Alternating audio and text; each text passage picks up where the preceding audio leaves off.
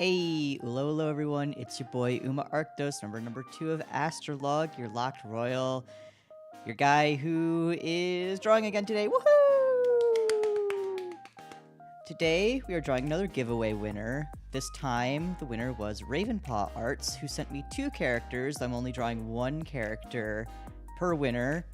So, oh, hello, you're even in the chat. Welcome already, Ravenpaw. I'm actually...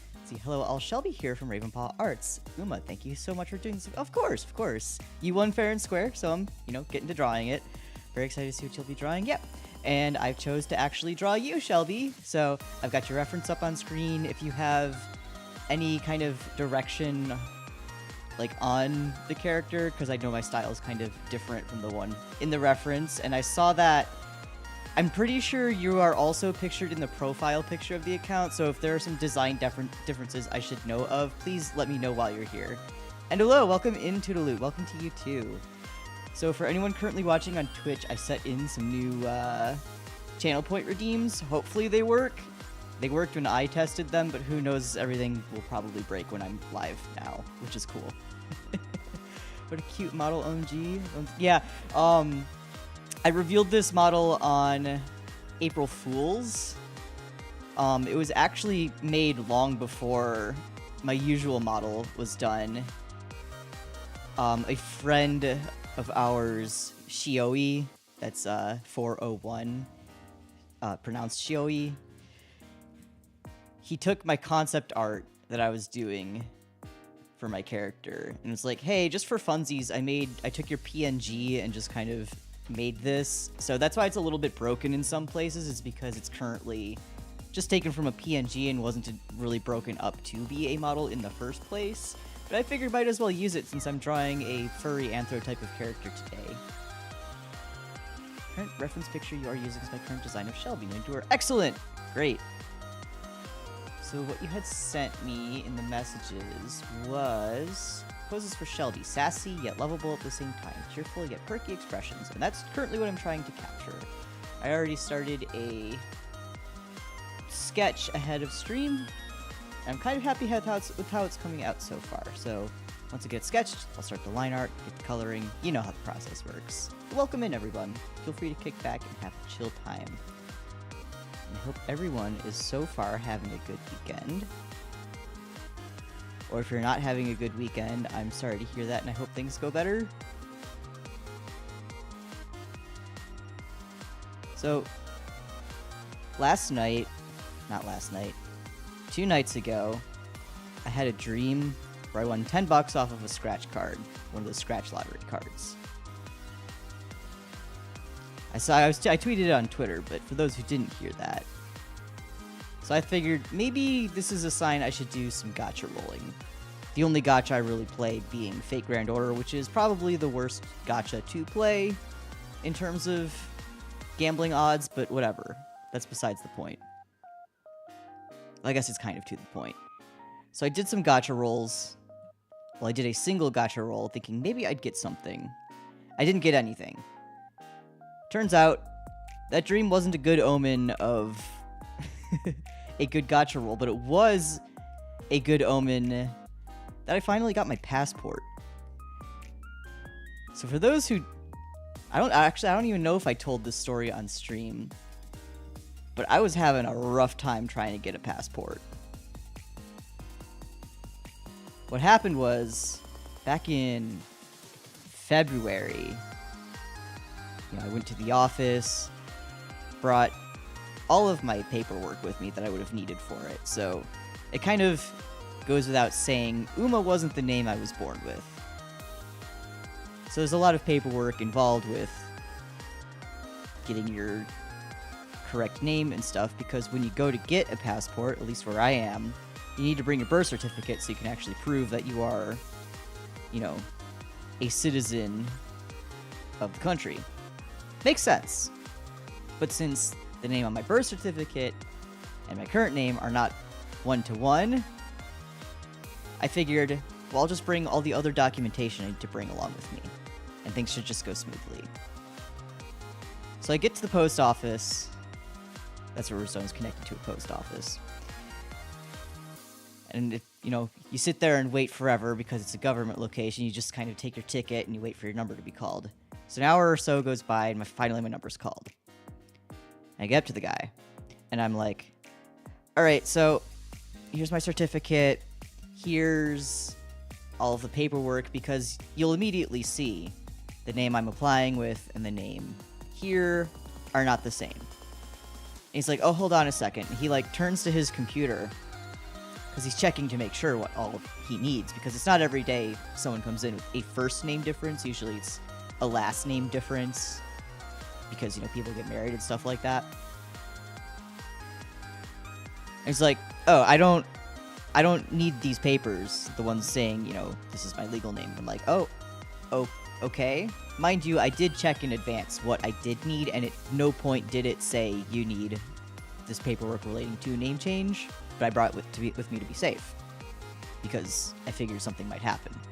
Something usually happens. I'm like, oh, okay. So, he takes all my other stuff, takes my picture, and I'm on my merry way. Weeks go by. Mind you, you're going to be waiting weeks for your passport no matter what. And I'm like, man, it sure is taking a while. Finally, I get some mail that's like, hey, so... I don't like how this leg is coming out. It's like, hey, so... we noticed that the name you applied with and the name on your birth certificate aren't the same. So we're going to need extra paperwork from you in order to process this. And I turned to my palace mates and I'm like, you guys, what am I to these people? What did I say? I was right. I knew this would happen. I did everything I need to in the first place. What did I say? So I snail mail all this paperwork back to wherever it needs to go. And this was how long ago? Like 2 months at this point. And, it's still going to take a while for them to do it anyway, because apparently there's, record-breaking people applying for passports right now, which I'm sure they spew every time. Every summer or something like that, because everyone wants to travel. So I sit there, I'm twiddling my thumbs, being patient. And finally, beautiful day, glorious day. It's finally here, it's in my hands. I can open it up.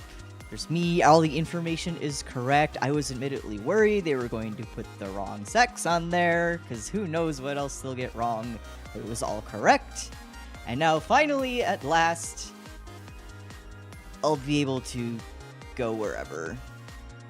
I am planning a trip to Japan at some point in the near future, but it relies on the group I want to see perform announcing where and when they're performing, and they haven't said anything yet. So, when that time comes, I'll be there.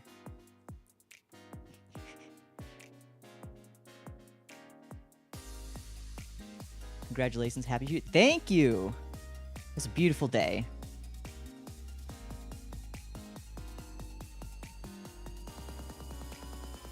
There's both a mix of that and some shitty VTuber merchandise that I thought would never be available to people outside of Japan was finally also released outside of Japan too, and I scooped that up immediately because thank God I did, because that immediately started, not immediately, but within a few hours the character started to sell out. So, good day for me.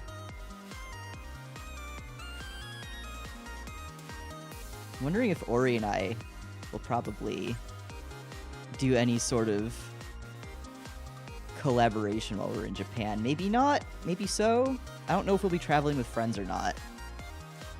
And I'm starting my transition process sometime soon too. Good luck with it. Mine was very smoothly. Went very smooth. Honestly, the hardest part is the waiting and the paperwork. Because I started my whole process, at least legally started the process. Like, obviously I could start going by a different name by word of mouth, but when you start doing all the paperwork and stuff. I started 2017 or 2018, about there. It was ridiculous. I started by doing my name change, which that went fine. A little bit crazy because there's all sorts of different hoops and whatnot you got to go through for it. Like, it's probably going to be different depending on where you are. But the process I had to go through was, all right, so you're gonna fill out this, do all this, and this. Hey, Cup Cutie, welcome in. I didn't have to do any sort of counseling before the fact. I just kind of went in and did it. I had to fill out a bunch of paperwork that was kind of relating to why I was changing my name. Because usually people are doing it based on marriages for last names and stuff. So I had to essentially do the same process as that. And the worst part was I had to pay $200 to get it done. So be prepared to pay money for that if you haven't done it already.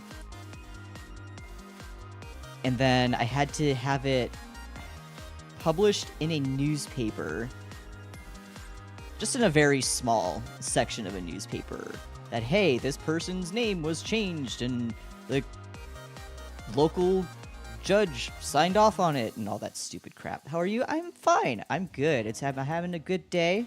Just chatting along with everybody. Your model's very cute. Thank you. It's not my usual one, but I felt like today was an appropriate day to use it. But the whole newspaper part was a bit ridiculous, but it's over with and no one ever paid attention to it, so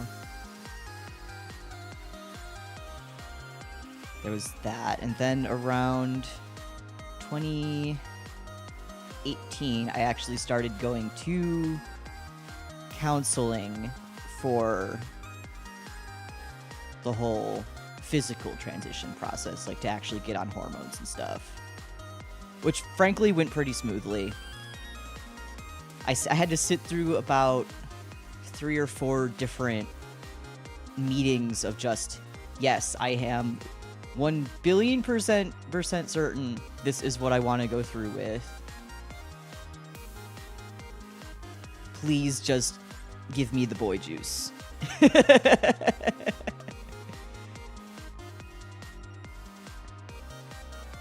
And initially, it was going to be a ridiculously long wait in order to get my first actual appointment for the stuff, because, you know, you need to do all the blood work, you need to get the correct dosage and prescription and crap like that. You got to set up insurance. God, my initial insurance was a whole butt and a half about it. But what ended up happening was my appointment got moved up like 2 months. Same for me, but I want the girl juice instead. Hey, there's solidarity in that. The HRT and the whole transition process is a headache and a half, no matter who's going through it.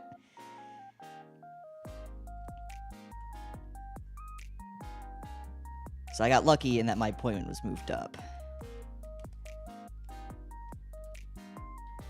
But when it came to actually getting my prescription, at first the insurance didn't want to like fill it out, and they weren't really communicating properly with my pharmacy. So I ended up having to switch pharmacies at some point. And at some point they also got like the prescription wrong. And it was a pain. It was ridiculous. But it smoothed itself out in the end. What's shocking, truly shocking, is I had an easier time, or I guess I am now having an easier time getting my prescription while living in a place that is not particularly friendly to people like me, compared to earlier when I initially started, where I was in an environment where people are more friendly to people like me. I don't get it. I've never had an issue post-moving with my prescription. It's crazy. I'm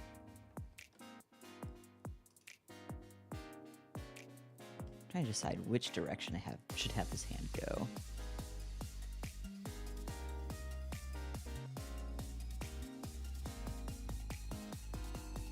And then, hold on, let me see if I, that's not OBS, that's OBS. So if I move myself a little tiny bit, like you can see I've got like the scars and shit, so like I actually have gone through with top surgery already. I did that about, oh gosh, no. Oh, I did that like right at the pandemic start. Like, literally right as things were going into lockdown,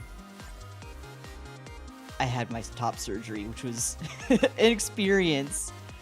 So what happened was I started seeing a doctor for preliminary visits about it at the end of 2019. And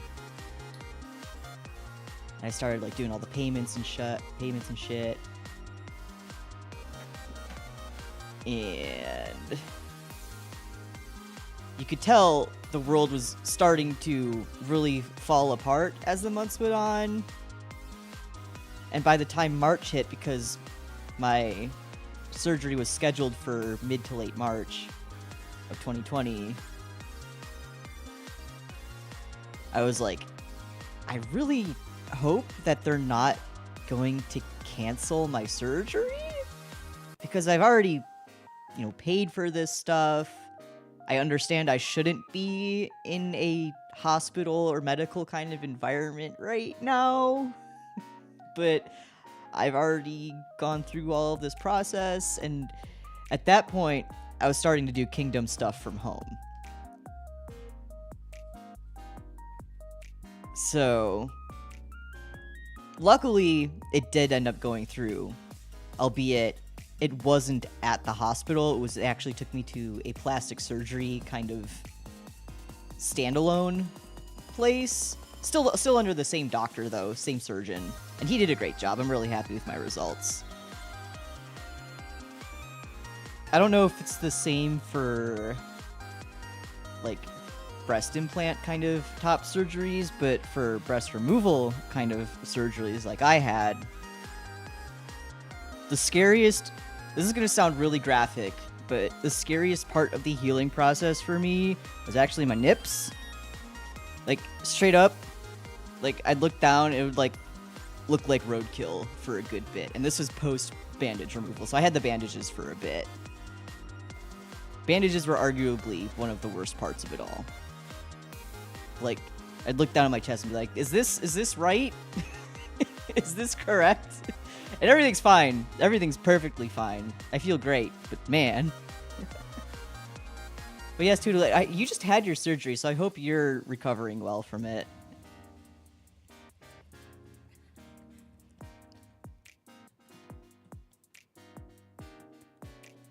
What am I doing? Hand. That's what I'm trying to accomplish right now. So do I want a hand like this? Yeah, I think I kind of like that.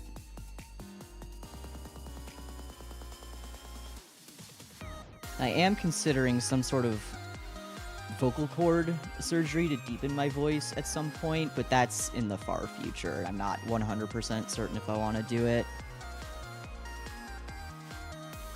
God, I can't even imagine what it's like with bottom surgery going from male to female. Yeah, I'm hesitant on bottom surgery for FTM too.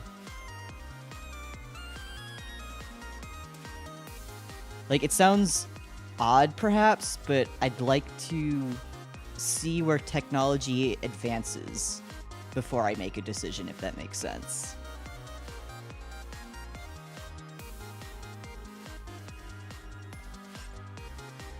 Because I hear a lot of mixed things, and to my understanding is, like, if you're going, at least for FTM, like, you can either have something, you can have tiny peepee that sort of functions in a weird way, or you can have normal looking peepee that actually doesn't function at all.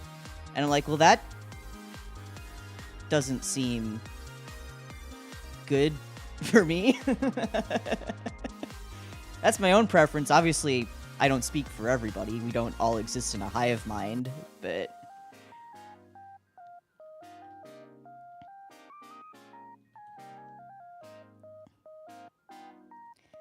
I'd like to see where things advance first, especially since there's a lot more awareness now, for better or worse.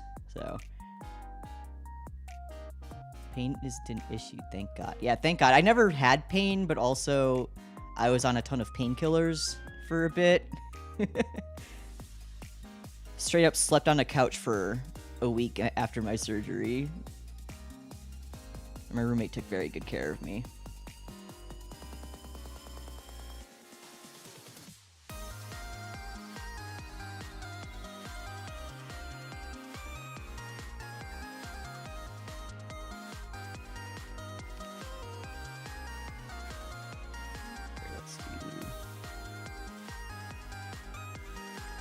I don't normally talk about my experiences like this on stream, but I figured, what the hell, it's Pride Month.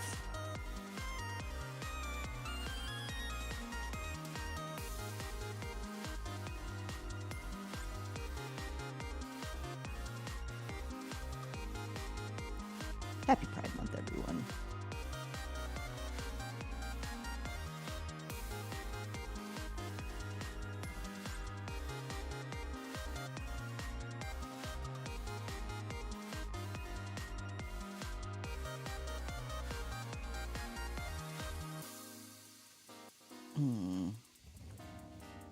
Fingers hard. Fingers hard, guys. There.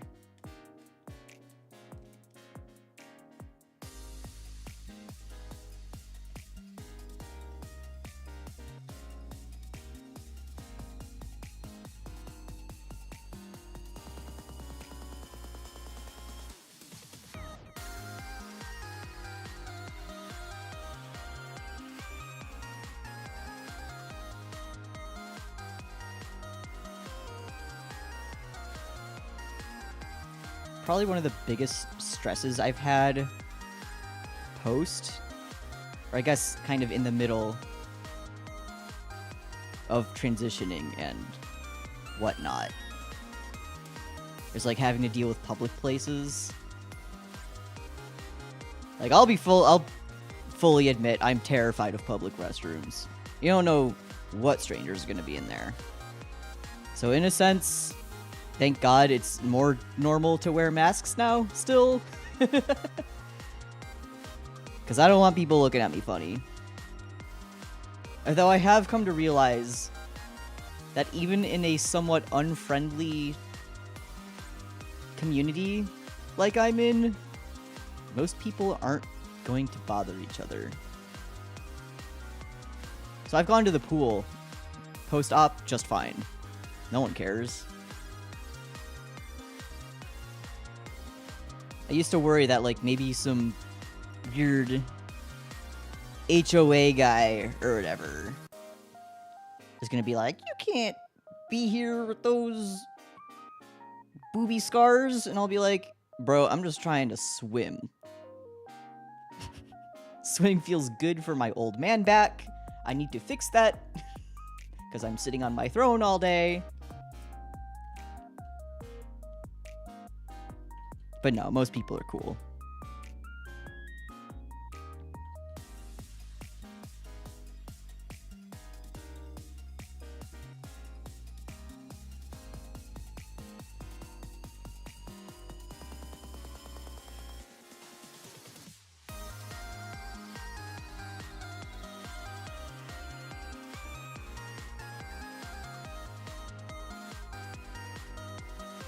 We like cool people here. Hell yeah!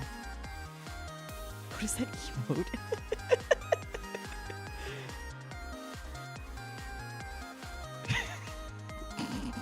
I don't know what that emote is, but it's cracking me up.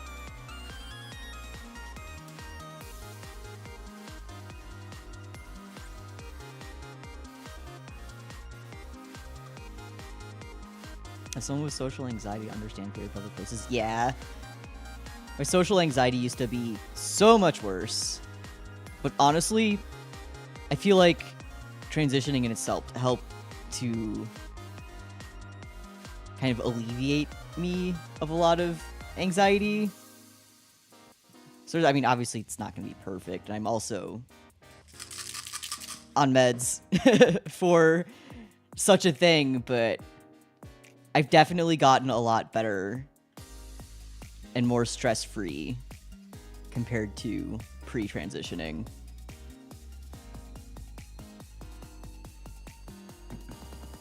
I mean, obviously it's a big decision, and I wouldn't be like, if you're thinking about it, transition immediately, because it's very much a life-changing thing, but in my case, it's helped quite a lot. Based off the AIM dancing. Oh. Oh, I see it. I see it.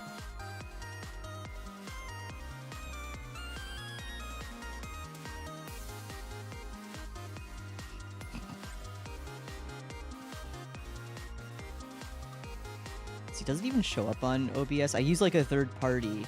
Oh, good. Good. I use for my stream chat, third-party plugin called One-Comme that allows me to effectively showcase Twitch and YouTube chatters at the same time in the same chat, which is cool.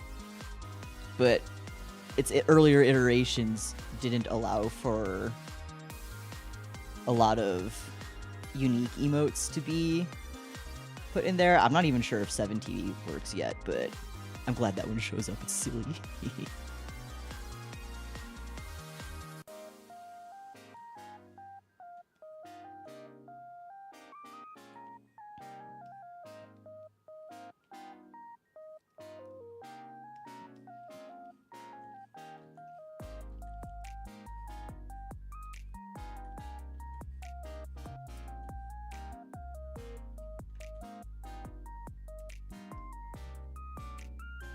Okay, you got 2 colors at the end of your tail. So you do this.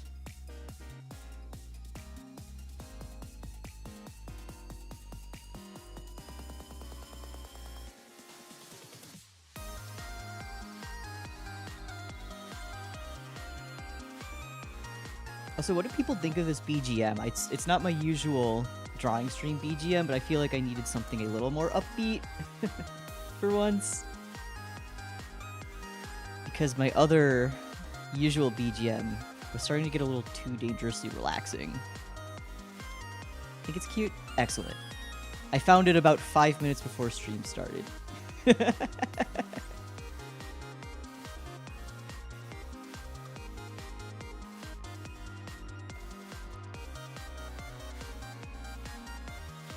I know some people get kind of bold and use Spotify for their stream BGMs, just playing whatever, but I'm not about to mess with Mr. DMCA.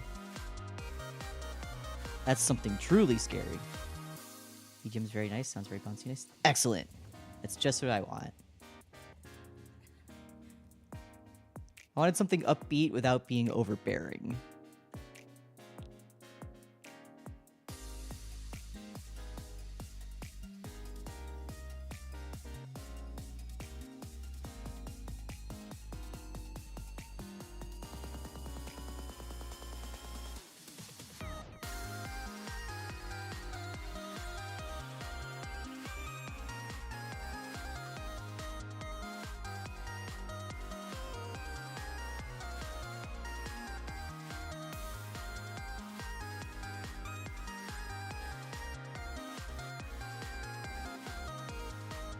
DMC is not nice, especially when it comes to making Beat Saber videos.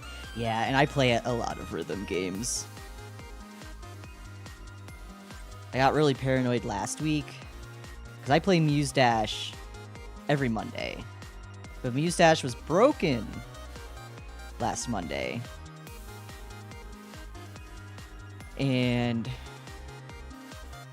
whenever you set the stream safe mode on, no songs would show up, which that's not right.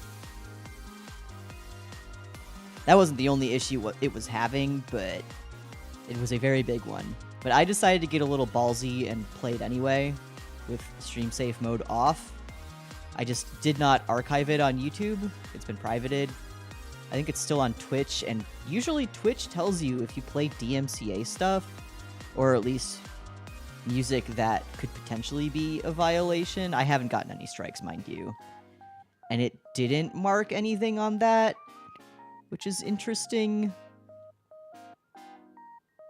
But whatever, it makes me very nervous.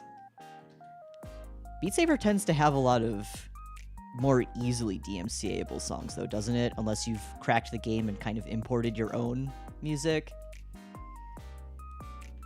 Because I'd love to play Beat Saber, but also I don't own a VR headset yet. The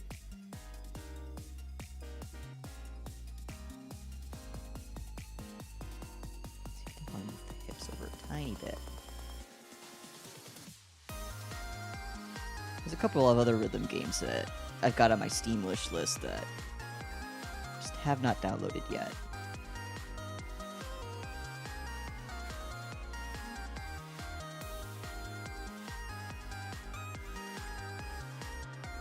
But luckily, it looks like Beast is fixed. If it wasn't, I was thinking about maybe either getting DJ Max or Metal Hellraiser, I think it's called. It's a first-person shooter, but also a rhythm game. And I watched someone else play it. It doesn't set off my motion sickness like other FPS games do. So I want to give it a try. I also like metal. This would be nice.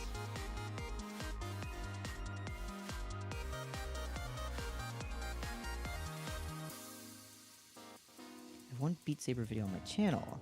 3 others in my editing blog. Clone Hero, Guitar Hero could also be... Yeah, definitely those ones. I watched, someone played Clone Hero on Games Done Quick just a couple weeks ago. That was insane to watch. Like, obviously, everyone knows Guitar Hero, but I didn't know Clone Hero was a thing. The dude was amazing at it. People who are really good at rhythm games in general are just...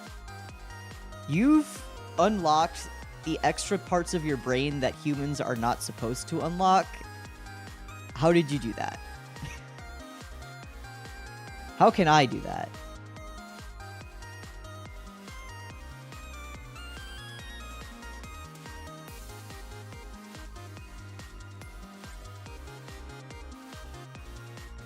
So I'm only kind of mediocre at most rhythm games.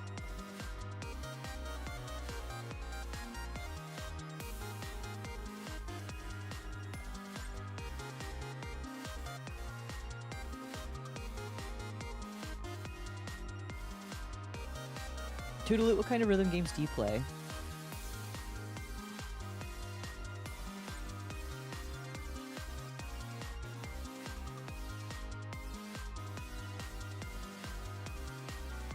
What I'd personally really love is to own an actual arcade cabinet of preferably Waka, but that is a lot of money.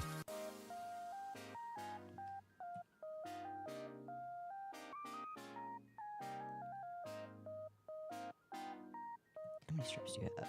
1, 2, 3, 4, 5 pink. 1, 2, 3, 4, 5, 10. Okay.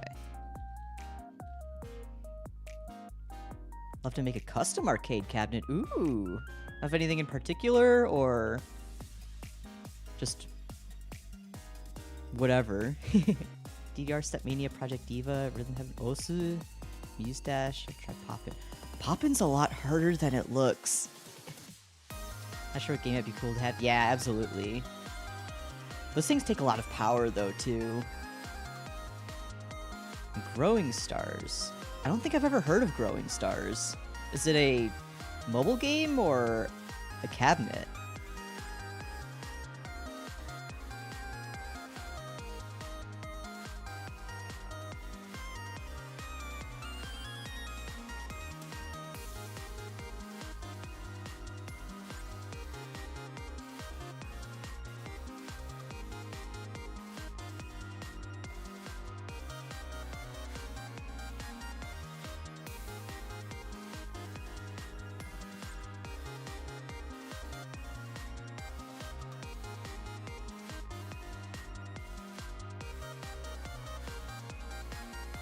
Mobile. Oh, Side M. Okay, yeah, I heard Side M was going out of service. I didn't realize that was what it was called, though. I've always meant to watch that.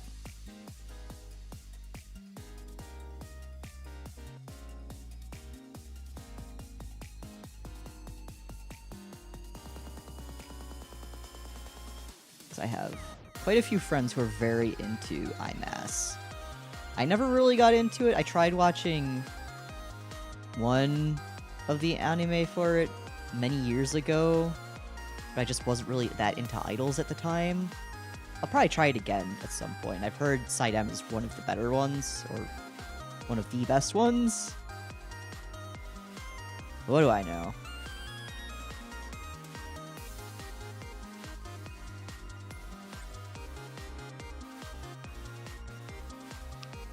Famco hates Side M, I swear. It's the third time they've killed off a Side M game. The anime is good too, it's pretty self-contained and cute. That's what I've heard. And frankly, I just appreciate anime that feature like actual men as their protagonists. Not the same old, I'm generic high school boy number 457. Here is my school and my high school life, and I live alone, and here's my girl best friend. Maybe it'll be an isekai, I don't know. No more high schooler anime, I'm tired of it. I need more adults. Please, I'm begging you.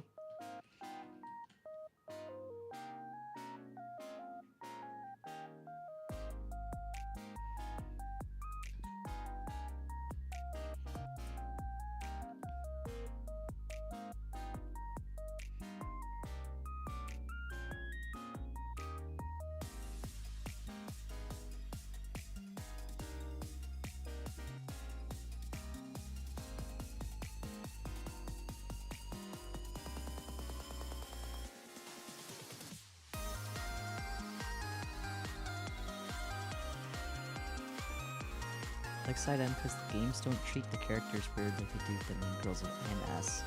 Do they do that?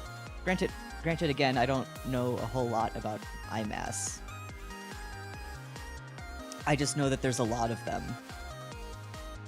I think the only clip I remember from IMAS is the one live where the blue-haired girl starts singing and it gets really emotional. But that's because I also saw a really good AMV using that part. She's looking nice. Excellent. This is probably a weird question since you're here, Shelby.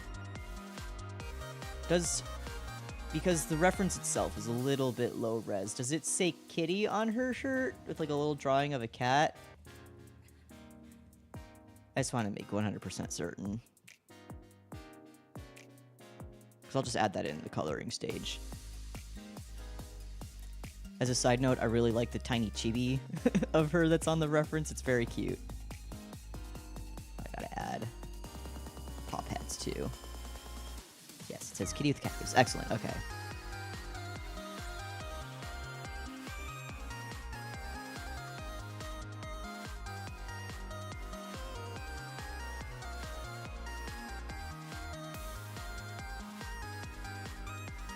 Shorten that arm just a tiny bit. It's a little bit long.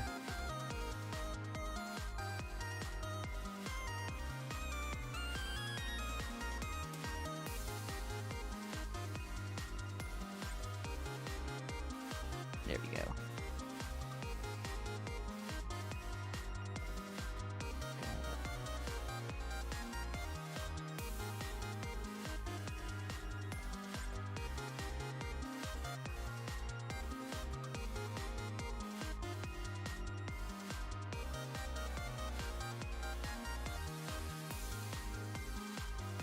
It's admittedly a bit refreshing. Good for me to reshi for me. I am the character. It's a cute character. Props to your friend. It's admittedly a bit refreshing to draw an anthro furry kind of character, I used to take a whole crap ton of commissions from... Just by complete coincidence. I didn't deliberately say, hey, I'm taking furry commissions. It just happened to be that most of the people commissioning me at the time were doing so with furry-styled characters. But it's been a long time since I've had to draw one, so it's refreshing.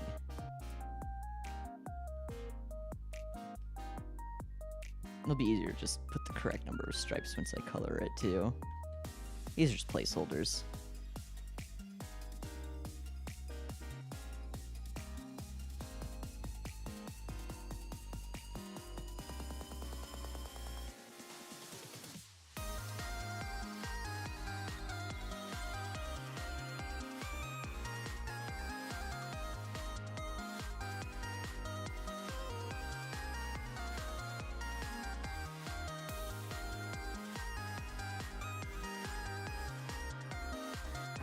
Any major detail that I'm missing? Doesn't look like it. Cool. Let's get to line art. Love the use of shapes too, very nice and satisfying. Yes! I love simple shapes. I love making shapes flow into each other. Very much. Favorite.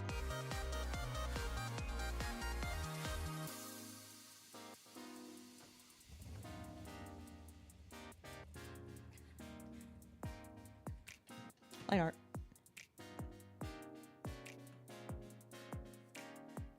Marker, marker.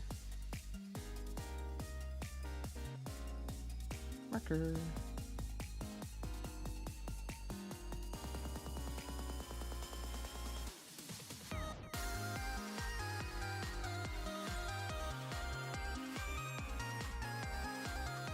Stabilizer on. Take a sip of water. Good water. We're speeding through this one.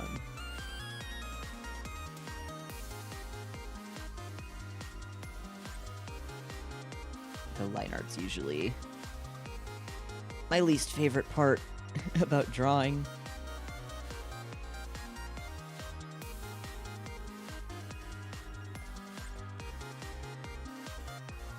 I love clean line art so much, but man, does it take a bit to get there.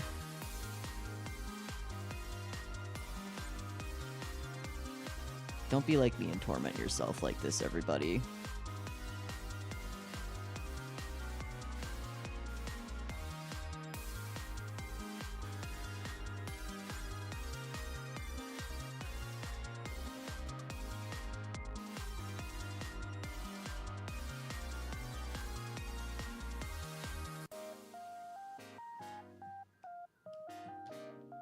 And also save often. I think I'm starting to do commissions too soon. Good luck if you do. It's been a while since I've personally taken commissions, since I do full-time Kingdom work now.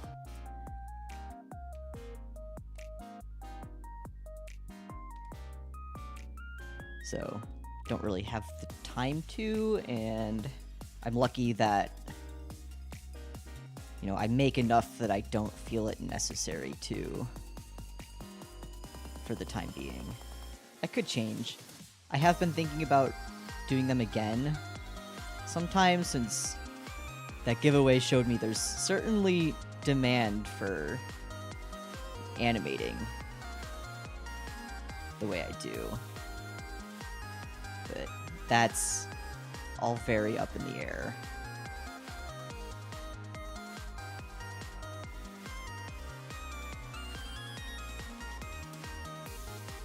Falling. It's fine.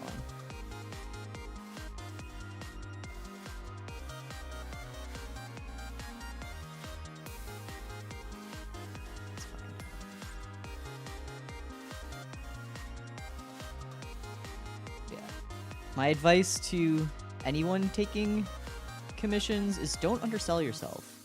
Really think about, okay, this is how long it will take me to do a drawing or animation or artwork like this. This is how much I would charge per hour of work. And go from there. Admittedly, I was kind of bad about doing that, but now that I've had a lot more experience, I really know what I should be asking of people. Experience itself goes a long way.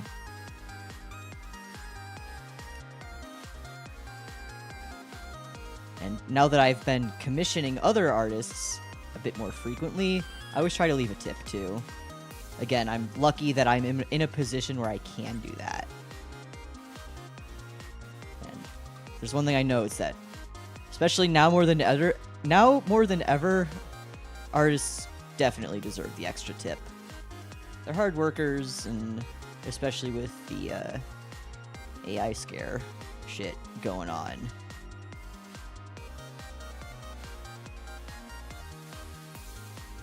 Really better thank them for their hard work.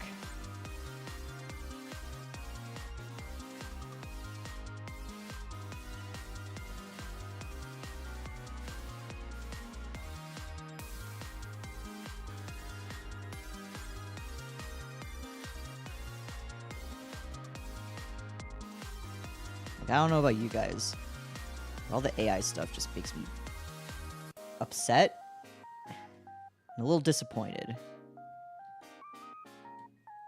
On one hand, I'm of the camp that it can be a useful tool. It absolutely can be a useful tool, and that should be recognized. But when it comes to selling it as a whole completed piece, or, you know, people just plugging in their prompts and being like, hey, I'm an artist now, hee hee ha ha. That's just a slippery slope. It just makes me upset.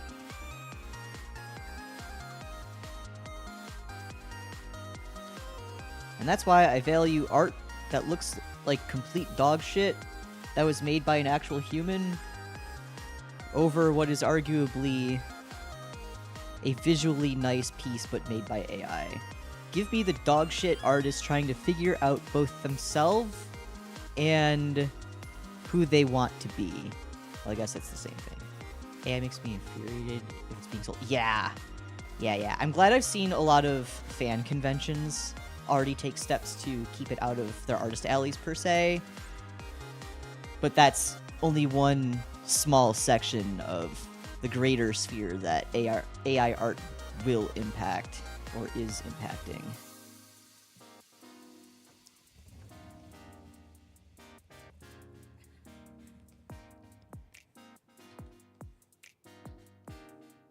And I mean, I can't really argue that, you know, we can't go and use computer-generated stuff in artworks that we're making. Me, for example, because I do animations, there's a lot of just automatic in-betweening that is already done by the computer, and that's perfectly fine and reasonable. But there's a big difference between something that is a tool and something that you are, I guess, trying to market as this huge, beautiful work of art that is like nothing ever done before.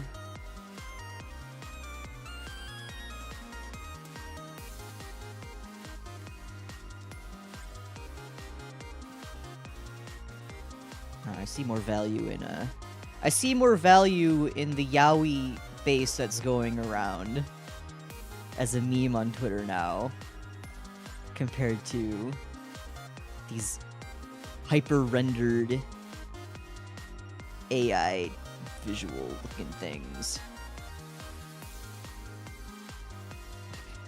It's the issue of inserting people's work without permission and regurgitating up. Yeah, that too, absolutely.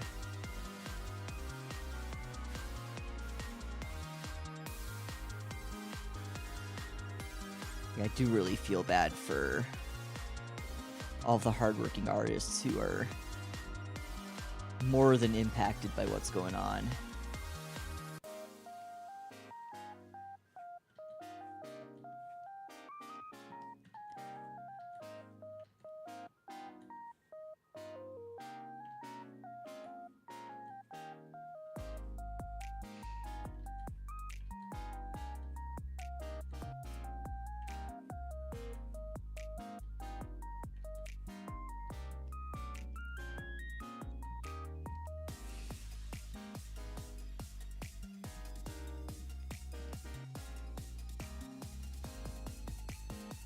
There was this time where I had friends in film school, film and animation school. And at the end of every semester, they would screen their, projects for the semester. And so I went to support my friends and all of that. But the one guy who showed a film essentially had the computer do it all for him. And this was in about 2016-ish, I want to say. He took an experimental animation class, film and animation class.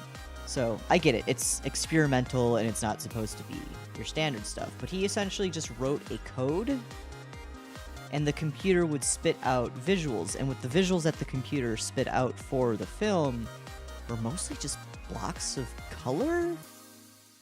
Just motion, blocks of color in motion.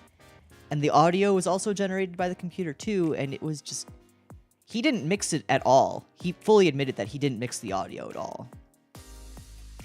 And it was the harshest sound, the most saturated colors, and probably one of the most agonizing things I had ever seen coming out of that room. And of course, once his film finished, he stood there all cocky because he wasn't even supposed to be in this class, mind you. He was part of a different, one of the science majors, not part of the film and animation school, which you needed to be in order to take this class, but he somehow found a way into it.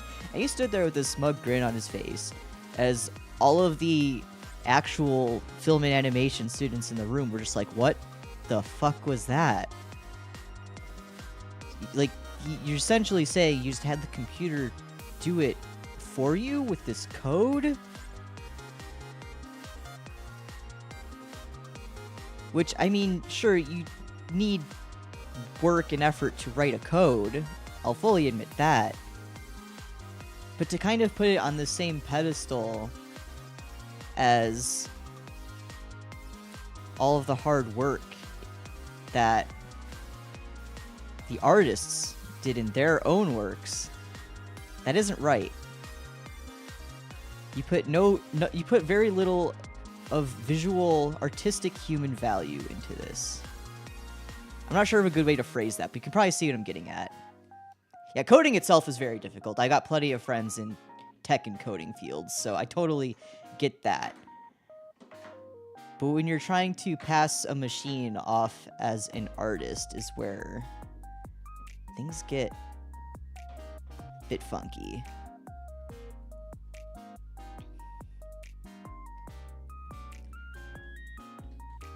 If we ever do get to the point in our lifetimes where AI and robots and shit truly become sentient at the same, I guess, scale as humanity is, I mean, I'm gonna treat the robots nice. That's the least I can do. Be kind, rewind.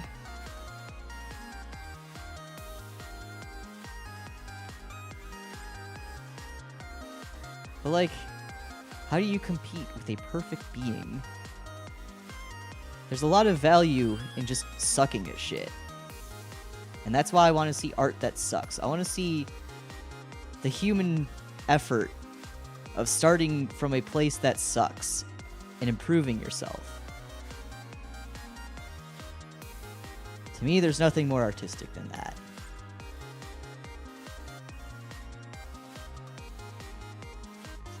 so sorry you and the others had to deal with that guy. It's okay, I haven't seen him in years, and I don't even know what he does now. He was someone that I kind of knew at the time, but didn't like to interact with, so...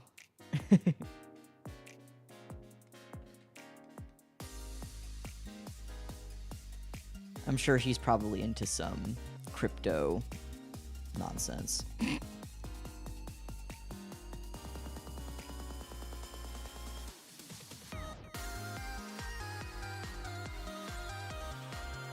Which, that's an issue all on its own. That's just the way. It sure is. Wish it wasn't, but ain't that just the way?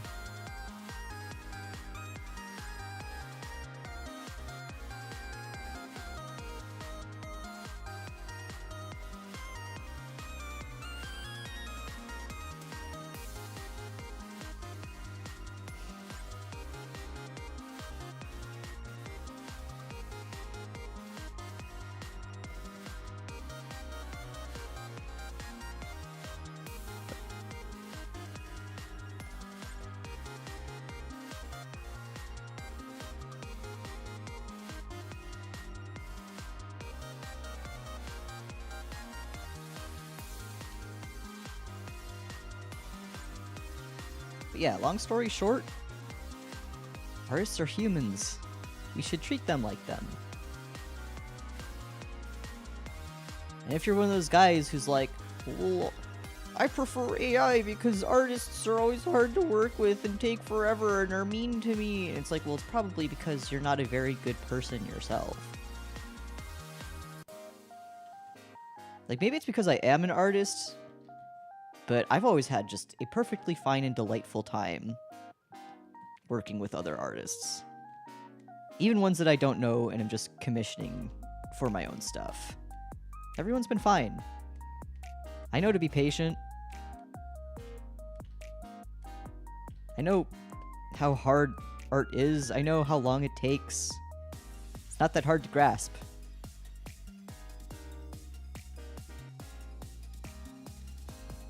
Granted, there is some responsibility on artists to also communicate well.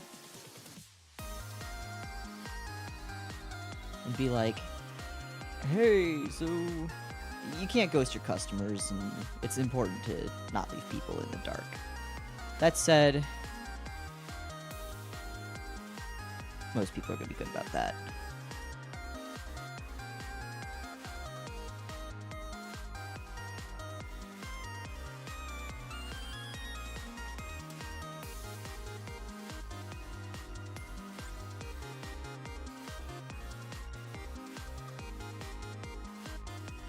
Actually, no, I did have a bad experience with an artist once. It was someone I was commissioning for a cosplay piece, and they straight up just ghosted me for several months, and then kept coming up with excuses.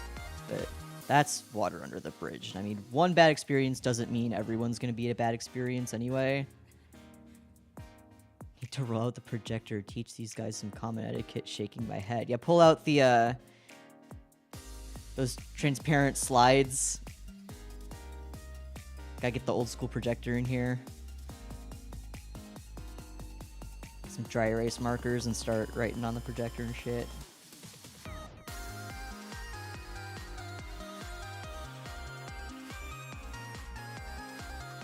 Here, since you want to be childish, we're taking you back to grade school, kids.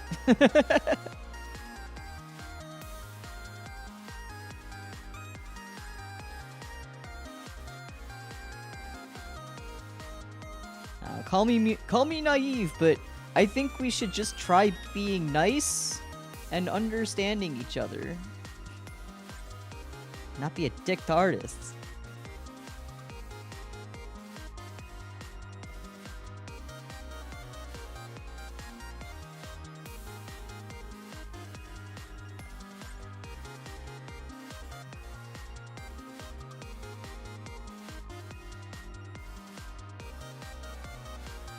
Gotta be nice. We're not having a pizza party. We're not gonna roll out the CRT and watch Reading Rainbow.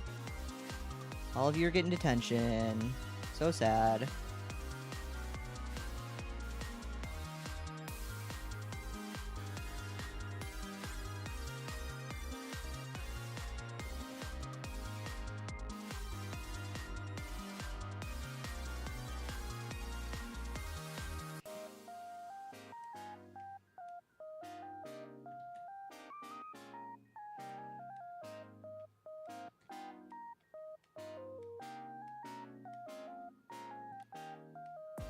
now I miss my old elementary school days.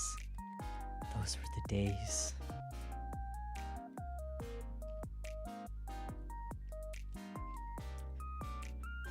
Miss the good old days when you didn't have to think about or worry about anything. You could make mistakes because you were just a dumbass kid. Those were the days.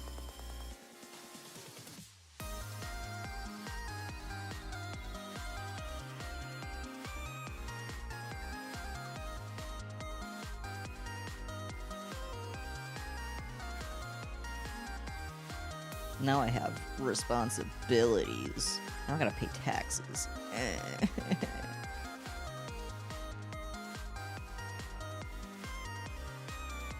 Royal Space King, why am I paying taxes?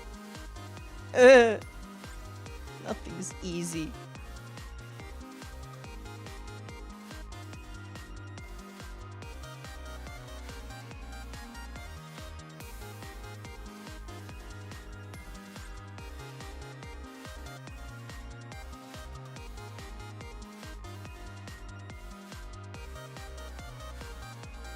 I'll never forgive nature in my childhood.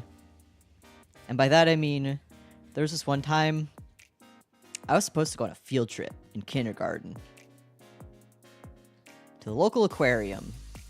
Fuck yes, every kid wants to go to the aquarium. And then I got sick. But it wasn't just any kind of sickness. I got an autoimmune disease that could have left me paralyzed from the waist down for the rest of my life. It didn't. But I'll never forgive it for happening to me, and I missed the aquarium field trip.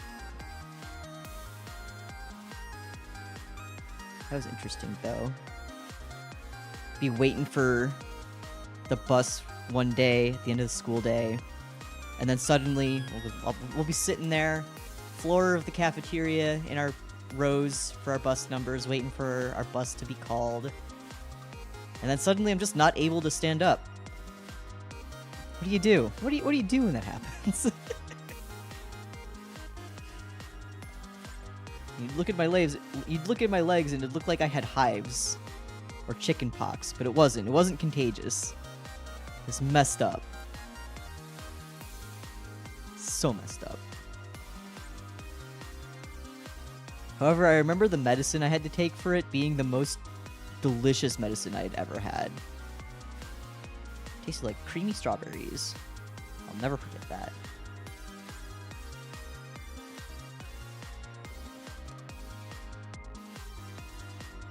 However, tasty medicine does not make up for the fact that I missed a fucking aquarium field trip.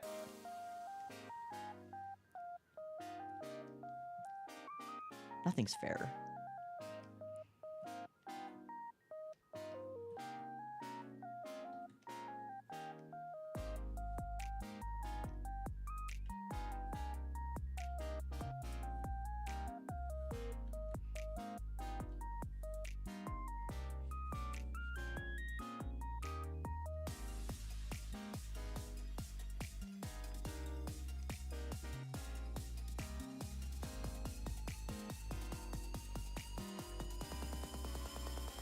Love the lash, it's your sassy girl. Hey, I'm just trying to capture the character. Glad you like it so far. Now I just gotta make it even on the other side.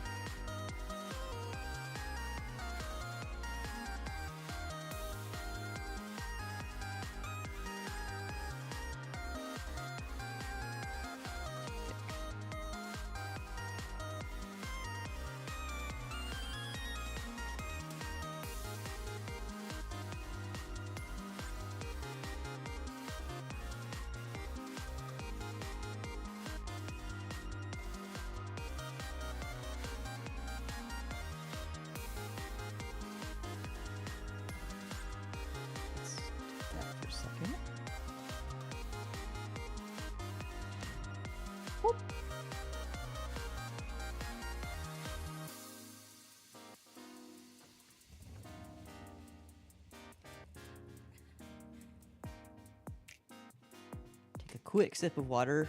All of you, drink water right now. Or else, I'll be sad. I don't want to be sad.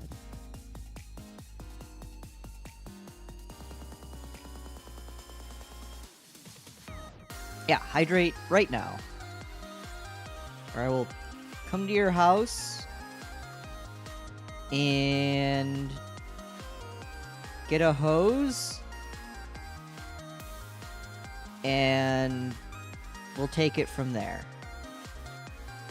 Someone's here and the hot weather is not going to show. Isn't that the truth? I don't even like hot weather.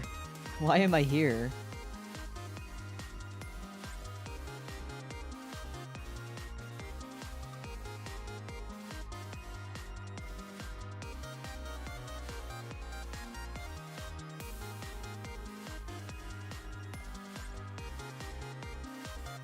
I'm the kind of person where I'll be sleeping with my bedroom window open on a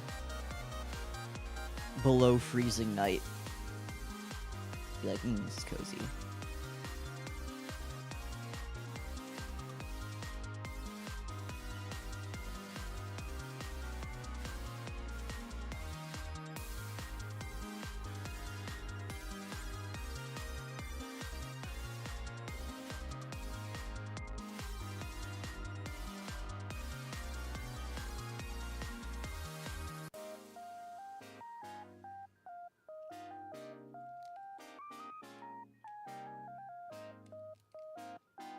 That doesn't seem even.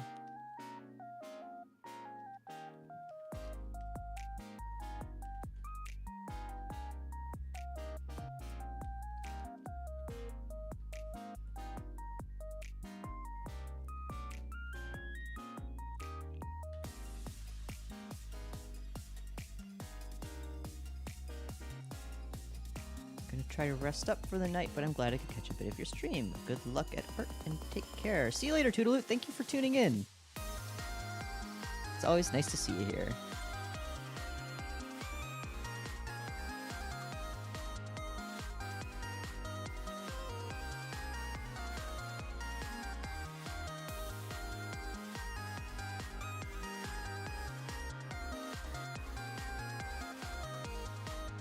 Eyes will be on their own different layer, so I'll do those last.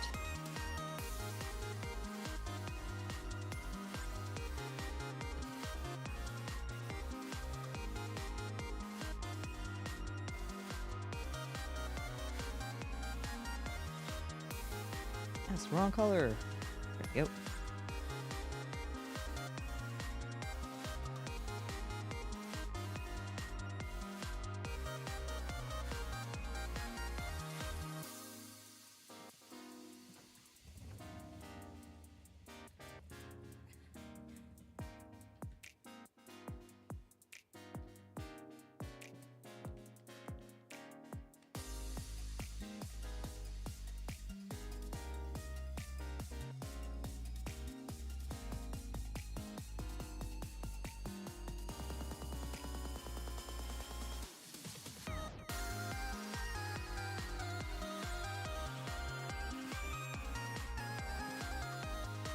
Did my chat break, or are you having connection issues, Ravenpaw? Or Shelby, sorry. Your message sent like 4 times.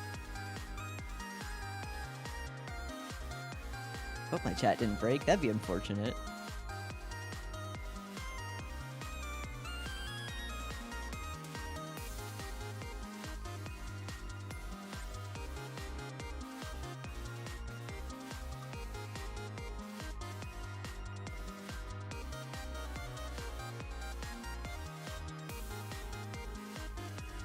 Having connection issues a little bit. Yeah.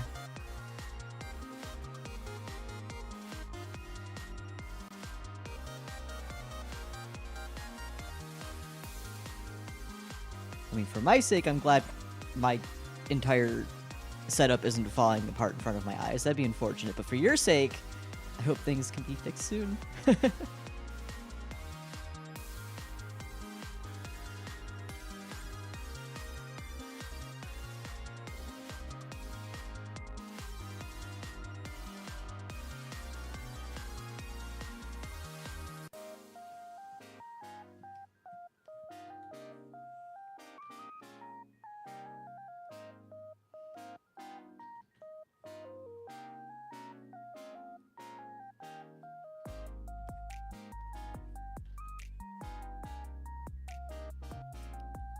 but it doesn't continue because I want to enjoy the stream. I hope it...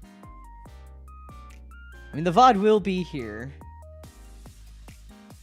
if things really come down to it, but it is nice to have you here. Enjoy watching. I know me streaming on Saturdays, usually that means people are busy, but due to full-time Kingdom work, Saturdays are kind of the only day I can do longer art streams. That's just the way things are. Which sucks, because that means it's taking forever to actually get through all of the art that I owe people for the giveaway. I'm only about a third of the way through it. I'm not always free on weekends. But hey, at least I'm slowly making progress. That's better than none at all. Because the last thing I want to do is leave people wondering.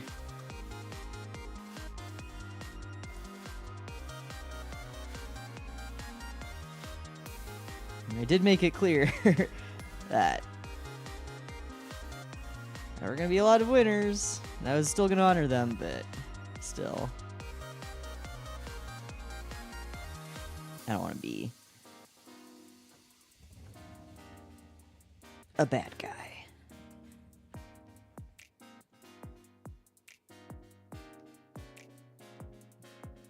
I enjoy giving support and endorsement to everyone. I'm always free to see people making content. I enjoy seeing their creativity. That's very nice.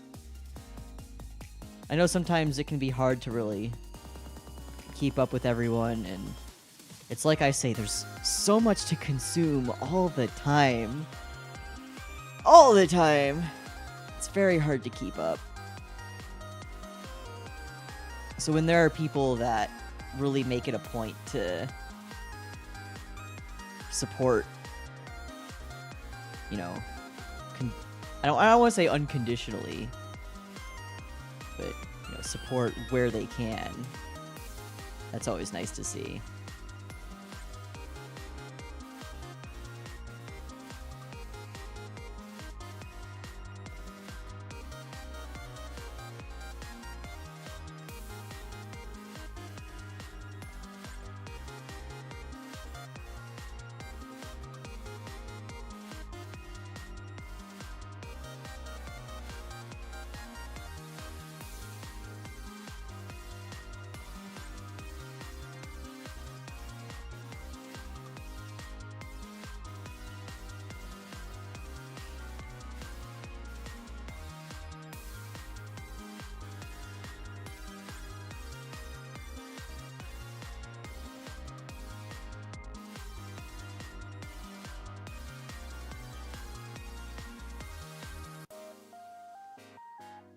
So far, so good.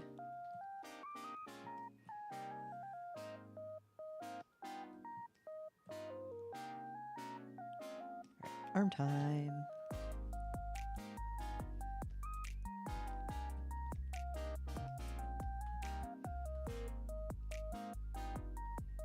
Let's put some dimension to this.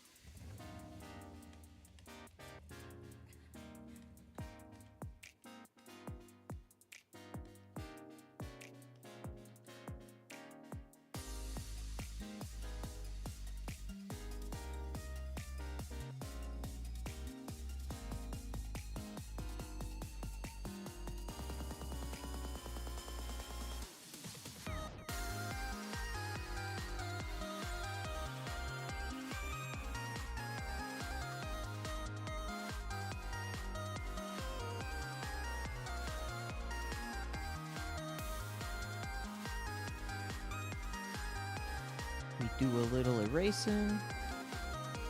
We do a little line cleanup.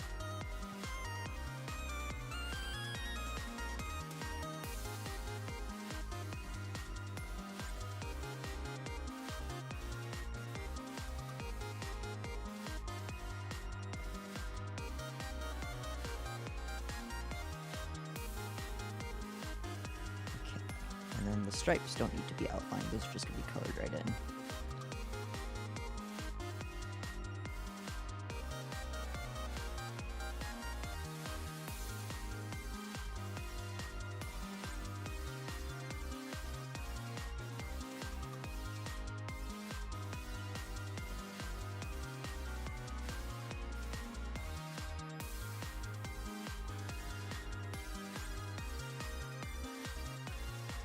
Something I greatly appreciate about this character's design, by the way, is that it's not overly complicated. So I don't find myself getting caught up in a billion different tiny details, wondering how in the world I'm going to simplify them. It's very straightforward. I appreciate that so much. Not to say that there's anything wrong with highly decorated characters. Those just aren't particularly my preference to draw. 'Cause I like things that are simple and clean and easy to look at. Which is exactly what's going on here.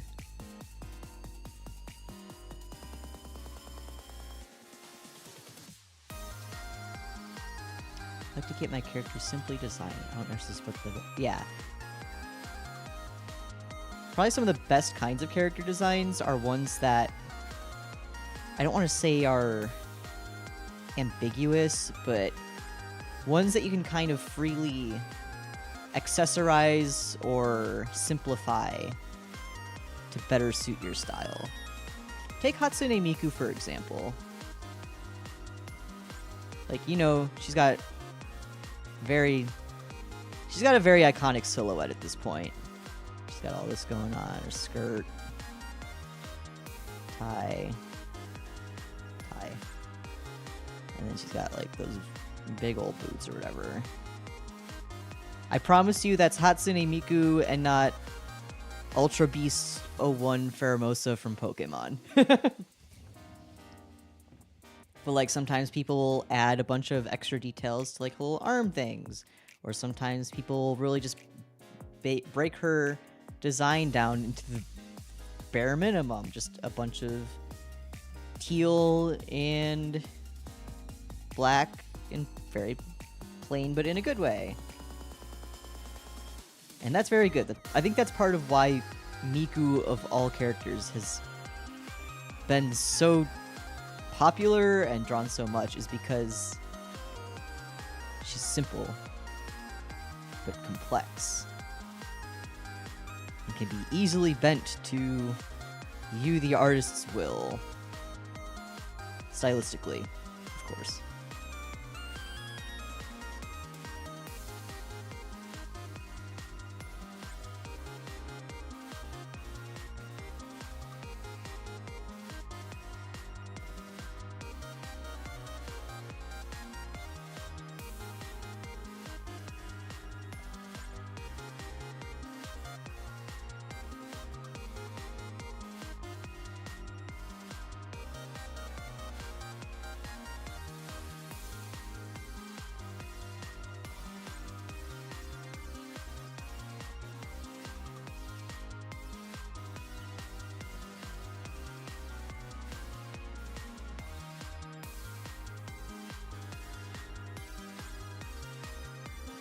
But maybe it's just the animator in me talking and saying all of that.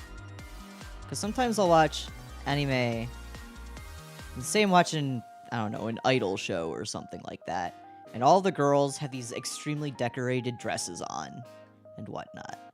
And I just sit there and I'm like, oh god, those poor animators. Unless they're using 3D models, but even then, that's so much to keep track of. And if you don't do it right, it's gonna look like a big old mess. Just keep it simple.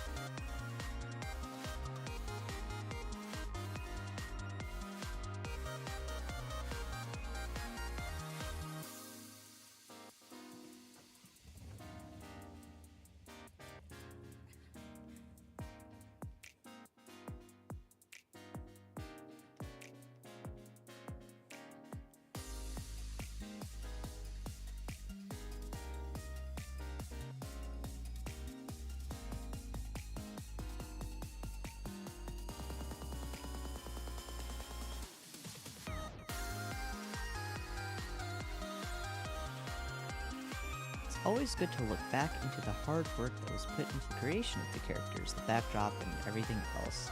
To admire how much the animators and designers put for real. It's crazy how much work goes into it from all aspects of a production. It's mind-boggling how people can find it in them to really be mean to animators after the fact. Every time, for example, a new Studio Mappa anime comes out, Mappa being in charge of Attack on Titan, Chainsaw Man, and a bunch of others. At this point, a lot of the big shonen ones are Mappa. I'm just like, oh god, your work is beautiful, but I know that if you make even the slightest mistake, all of the fanboys for these properties are gonna come out and be like, well, you didn't do this very specific way, and blah blah blah blah blah. Blah blah blah. It's horrible. Like, bro, you do it.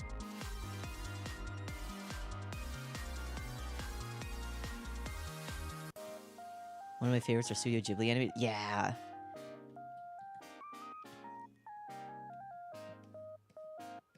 I mean, of course, Miyazaki is very particular and serious about animation and stuff.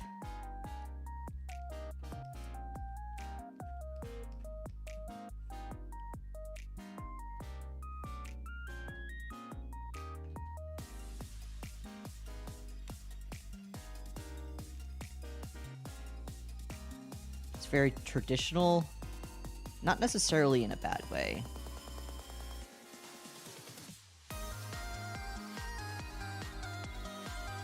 Although I've heard he can be a bit of a jerk to certain people under him, but that's not on me for speak. Not on me to speak of. And that's just alleged. I'll flatten out the bottom a little bit.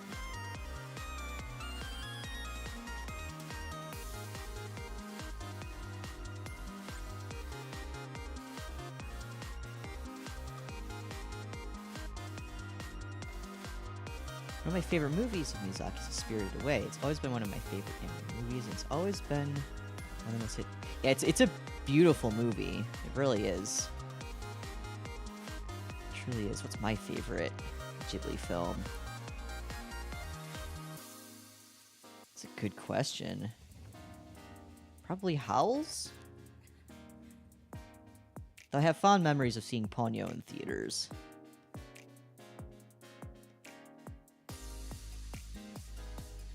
Nausicaa's really good too.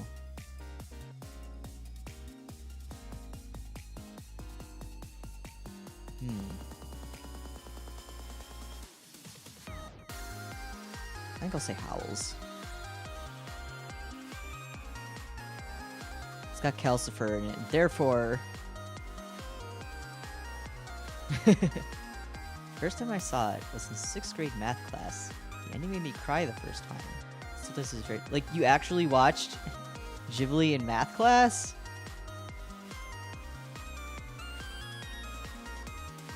It's had to have been a crazy pizza day. Crazy pizza party in class.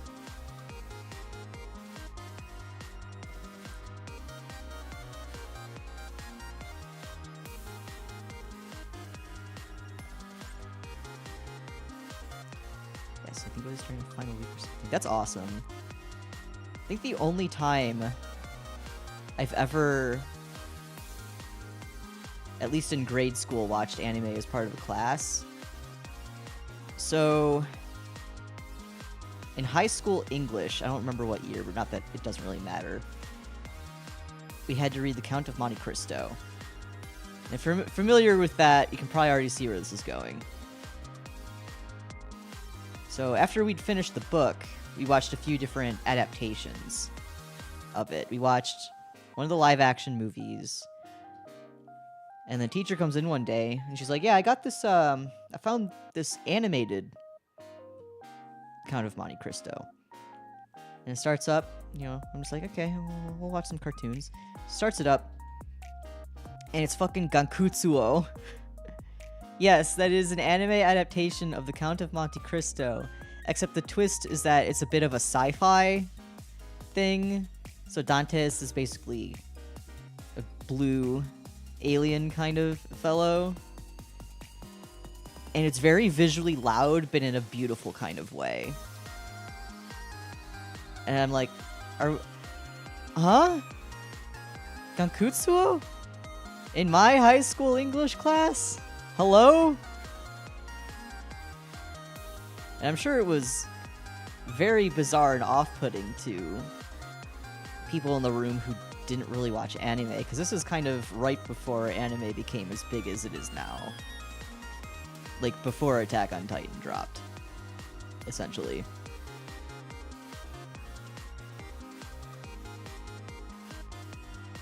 And it's like, huh? Hello? I appreciated it, but huh?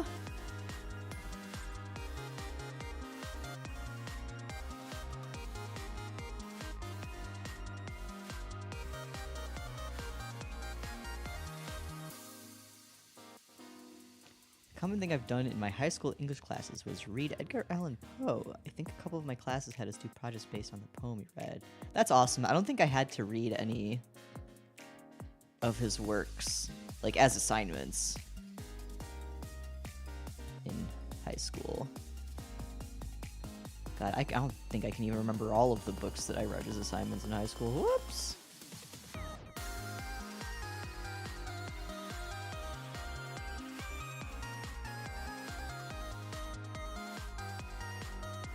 I remember being the only person in my class that liked Brave New World.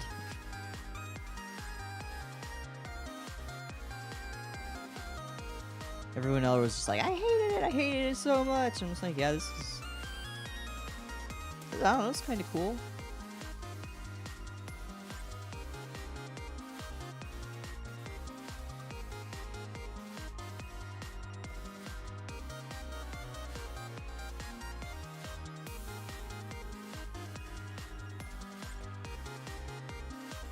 And I remember there was one book I once checked out from my school library that was essentially Frankenstein fan fiction. It's really damn good, though. I don't even remember what it was called.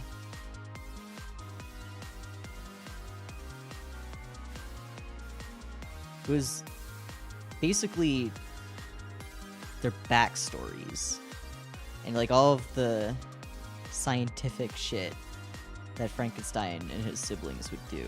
It's crazy. The doctor, not the monster. Everyone has their likes and dislikes. It shouldn't be something that others should make a big deal of nowadays. Right? I agree.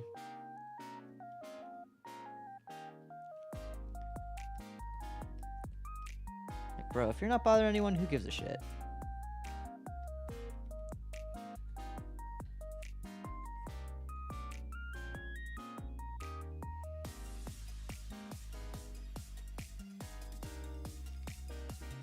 Got bigger things to worry about.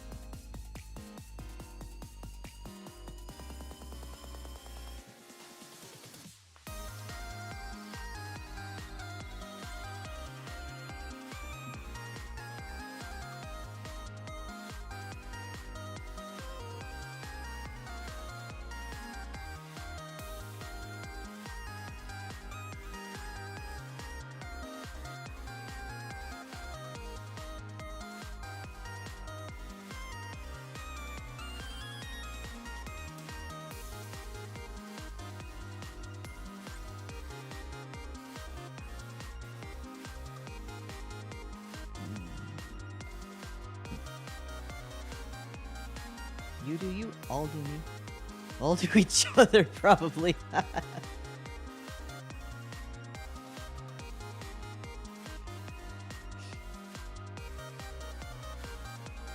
For some reason, the first thing that came to my mind from that comment is, you know that one heavily parodied comic where you got the two guys? Guy number one is just like, party rockers in the house tonight. And guy number two is like, party rock is, and then there's a pause, and they start making out. That's the first thing that came to mind. For some godforsaken reason.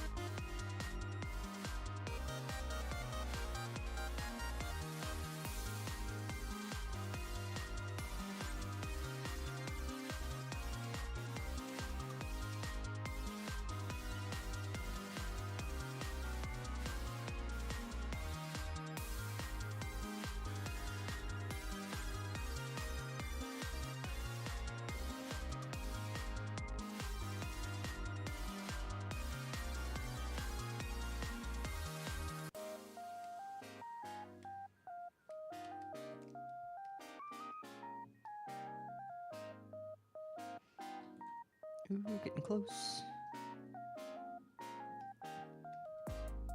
Put some shorts on ya.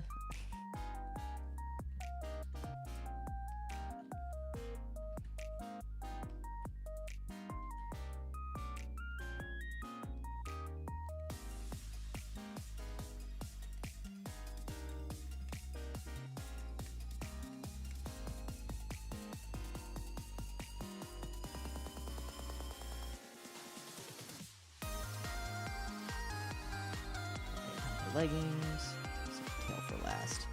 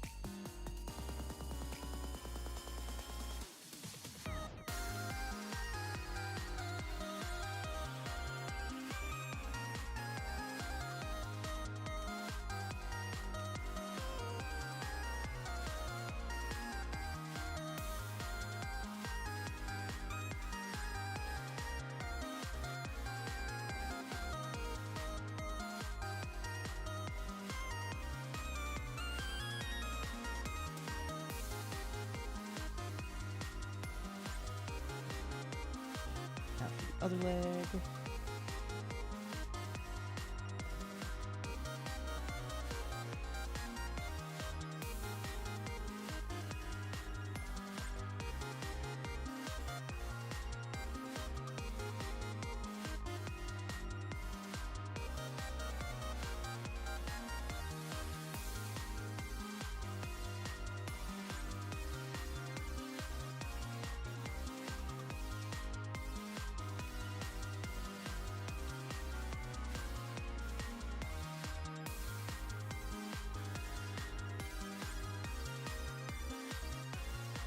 Luigi's hitting. Excellent.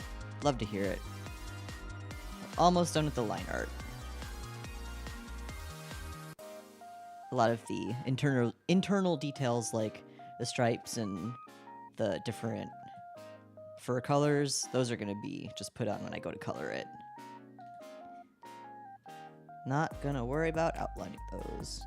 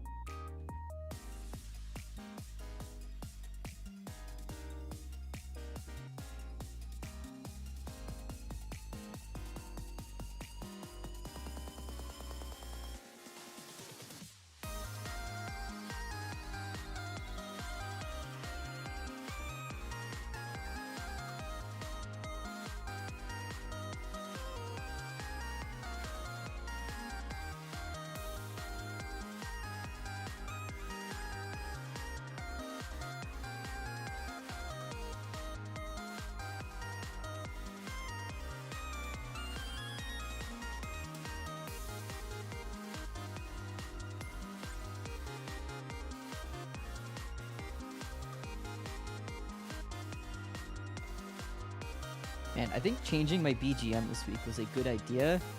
I feel like it's just making me draw faster.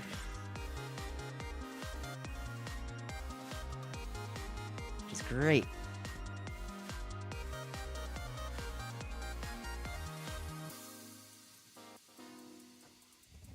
Nice change of pace.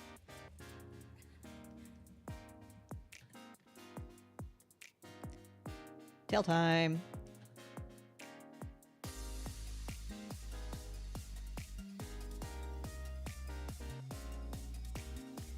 Tails are always tricky because you kind of gotta worry about keeping them even.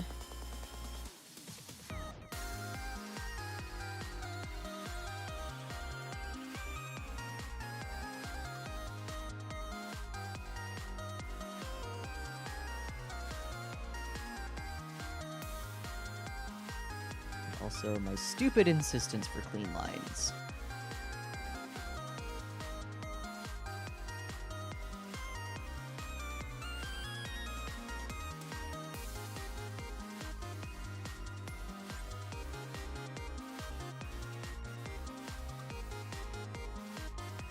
That's not too bad.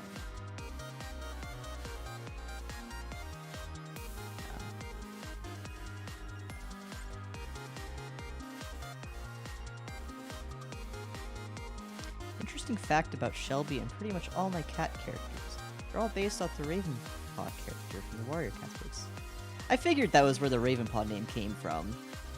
I never really got too hard into Warrior Cats. In fact, there was that one series, I think it was by the same author, that was about the 3 bears instead.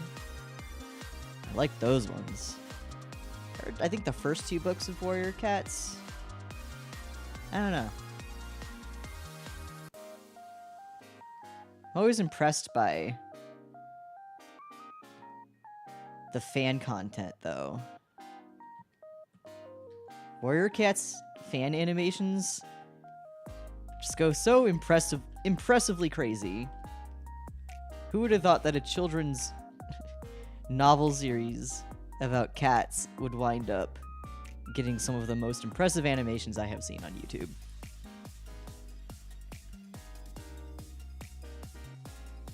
With a surprising amount of angst mixed in with those.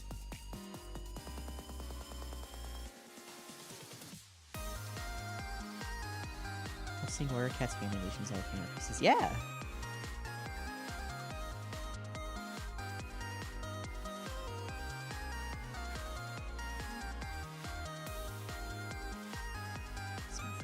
Little bit, so it looks a little more like it's connected to the spine. Make it not tangent with a sock like that. That's better.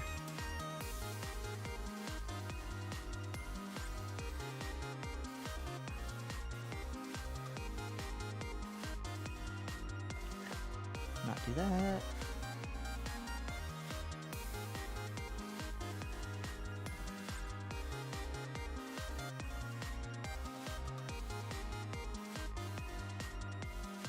I wish I knew enough about all the different Warrior Cats clans to at least be like, yeah, I'm definitely from this clan, from Warrior Cats. I got no idea.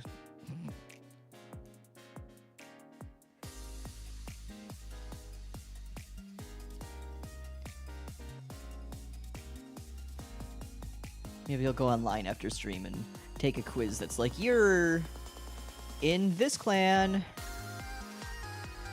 And then I'll just roll with it. Personally relate to Ravenpaw's character. See. It's always good to have characters you can relate to.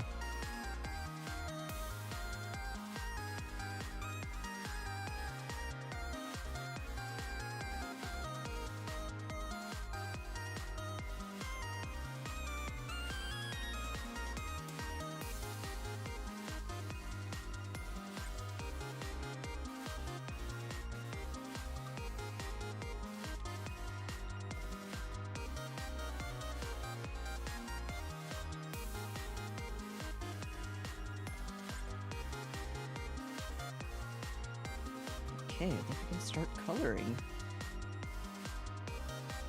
Color time! Woohoo!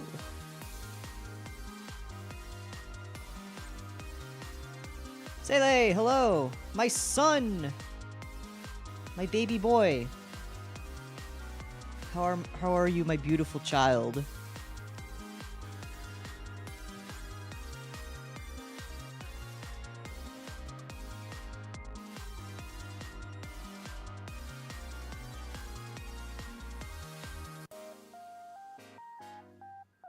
Just came back from watching Spider-Verse. No spoilers, I haven't seen it yet!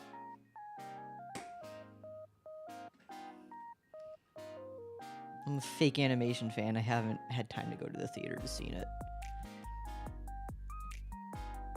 Granted, it's also more like all my friends have been busy, so I haven't been able to go with anybody, and ticket prices are expensive. Plus, I think the nearest theater to me is just a pain in the butt to get to.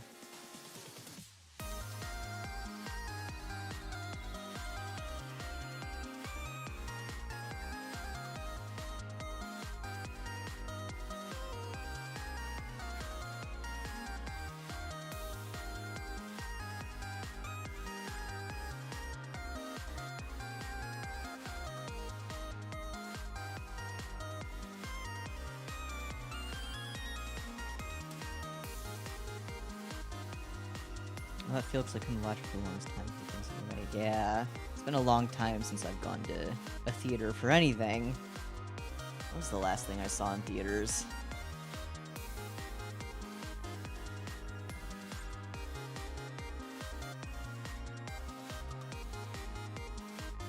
Oh, I saw Inuo in theaters. That's what it was. In this... No, that was like last year, wasn't it?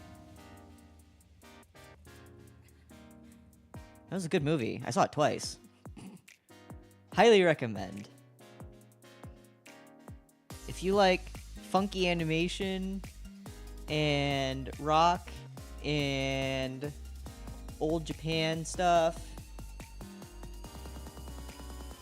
and non-binary protagonists, watch Inuo. Real damn good. That's what I saw in theaters, was the Super Mario Brothers movie. Definitely worth it. Yeah, I wish I saw that one in theaters. Is it still in theaters?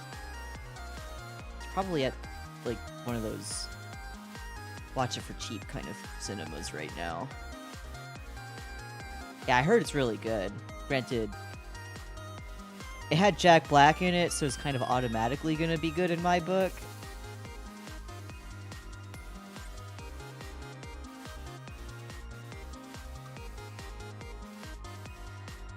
Love that man.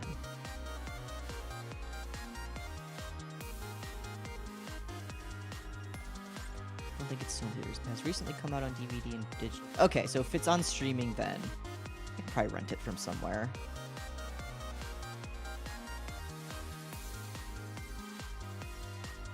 Unless it's on Netflix, then I'm fucked.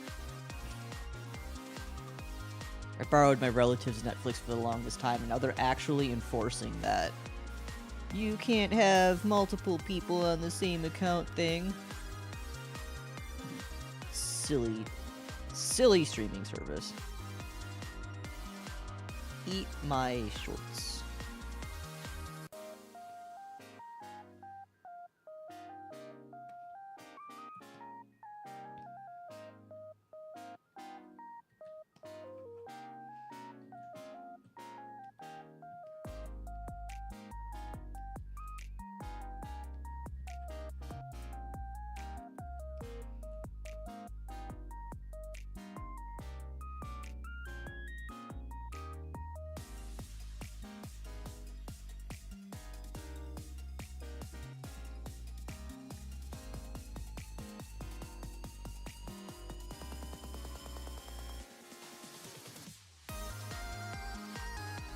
I admittedly very rarely go to the theater because it's a bit pricey.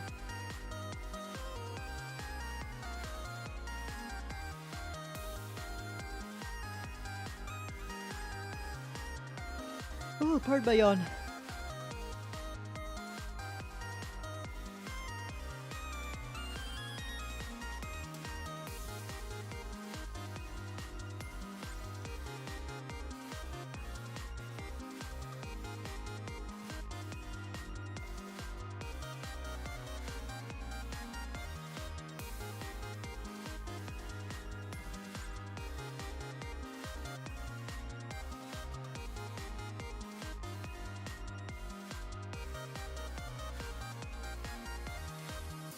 Another interesting fact about the Ravenpaw characters I made. The tip of their tails match with their paw pads. And their hair on some characters. Ah, I see.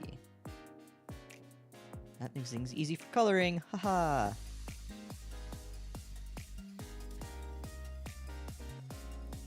On the topic of coloring, what color is the inside of her mouth here?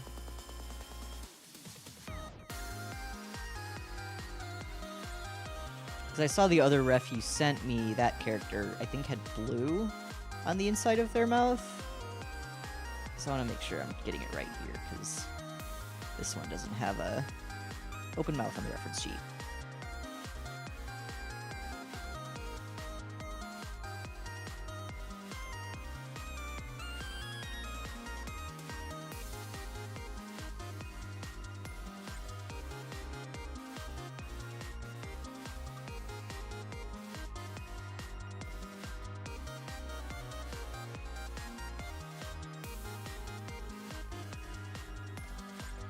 Where did the yen sign come from? You guys...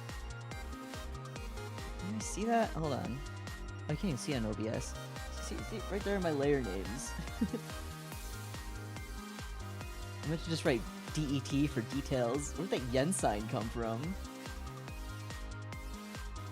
Huh.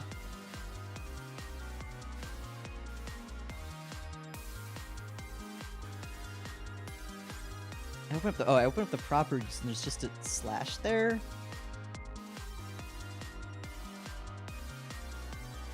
Huh. Interesting. Be back. I got rained on, so I got a shower. But the character in the artwork. Go get clean, you filthy little man. Your tongues also match the color of the tails. Okay. Excellent. Easy. Easy, easy, easy.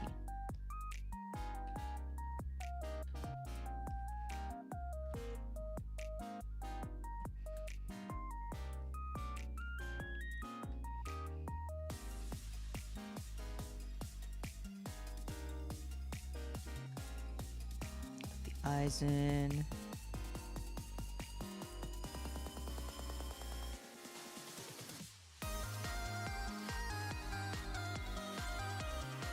Another sip of water.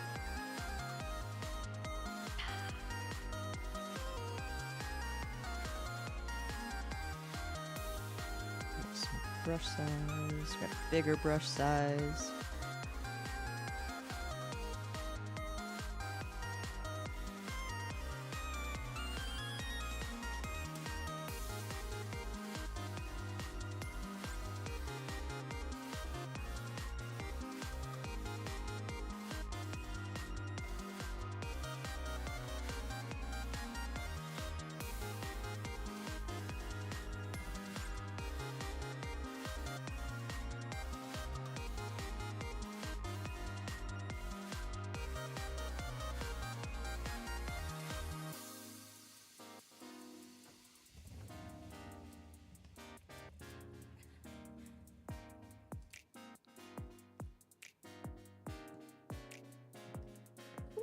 Why can't I grab you suddenly?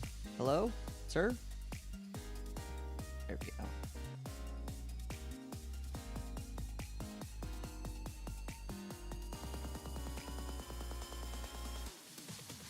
Oh.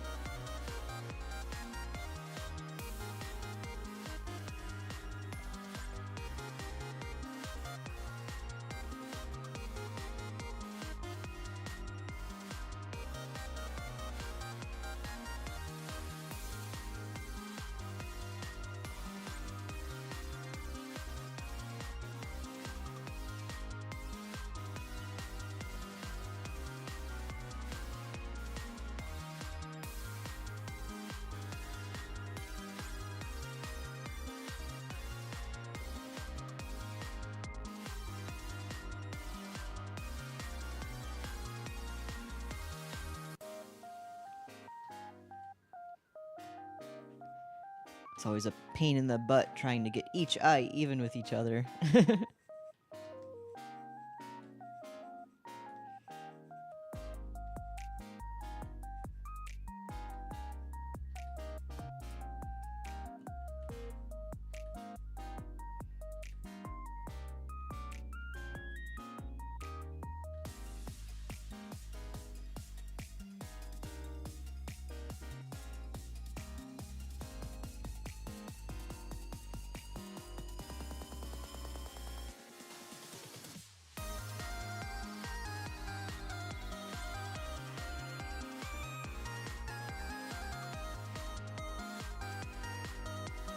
Let's try this.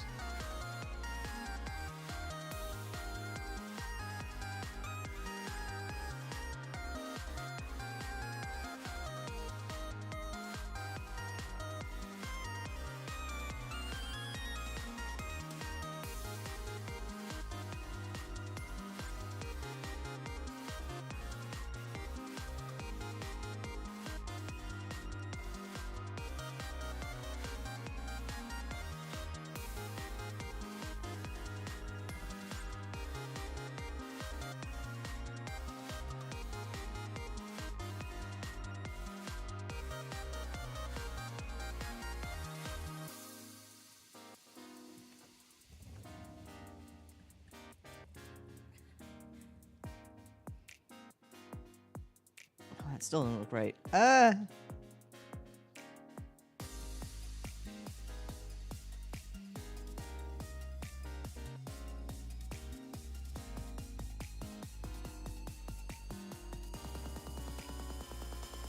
me sketch back.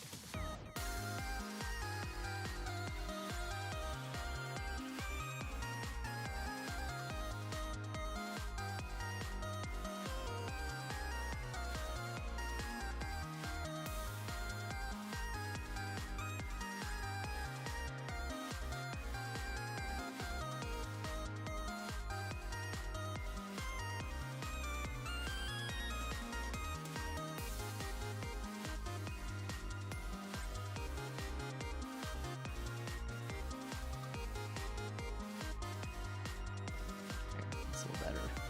A little bit better.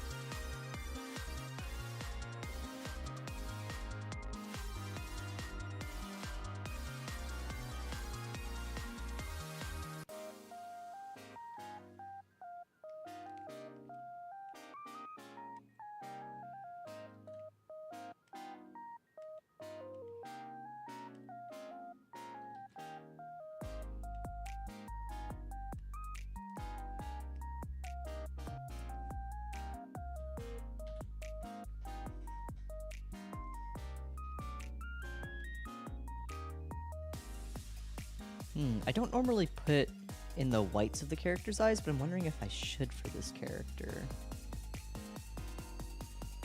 Let's color the rest of the stuff first. We can come back to that.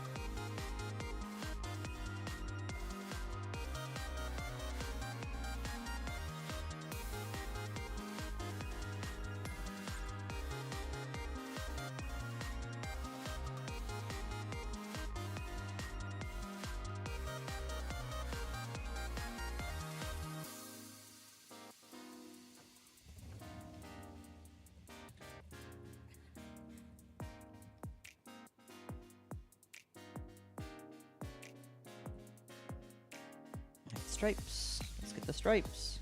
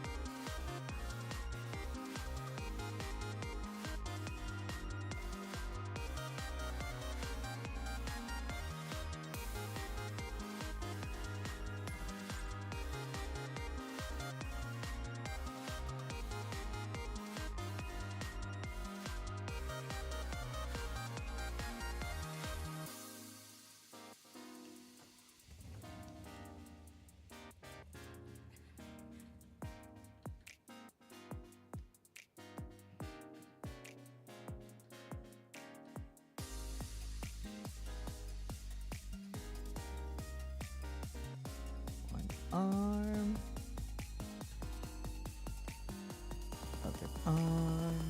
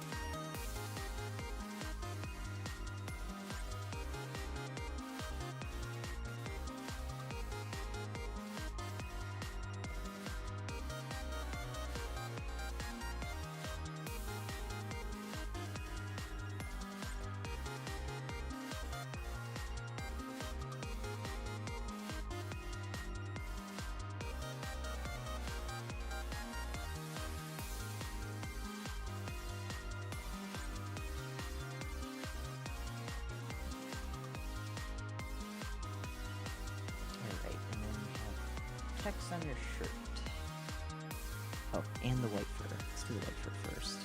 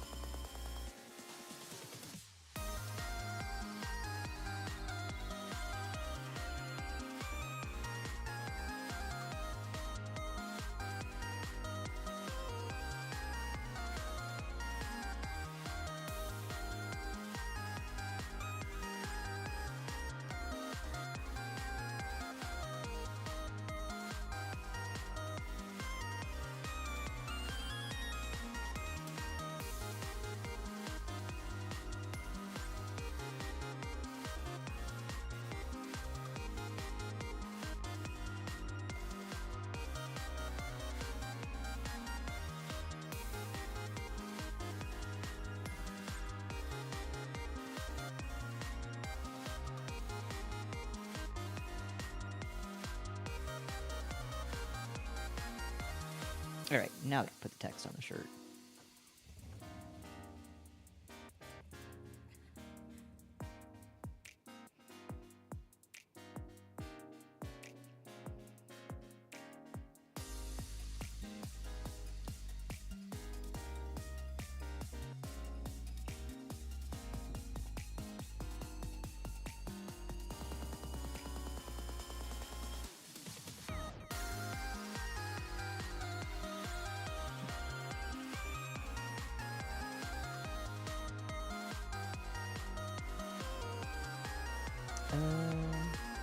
Actually put some guidelines for this first.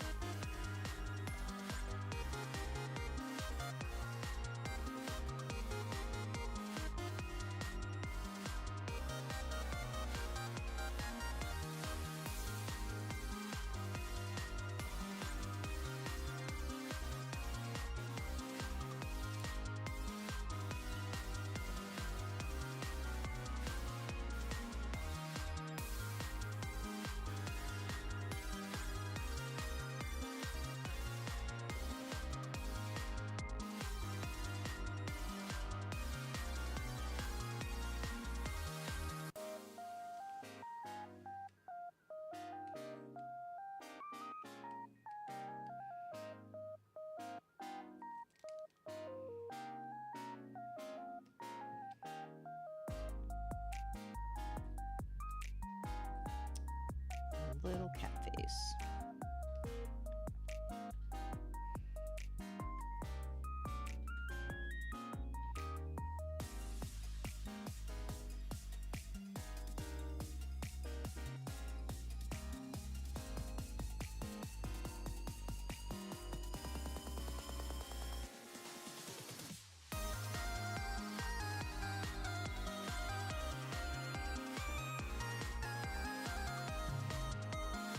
Not secure.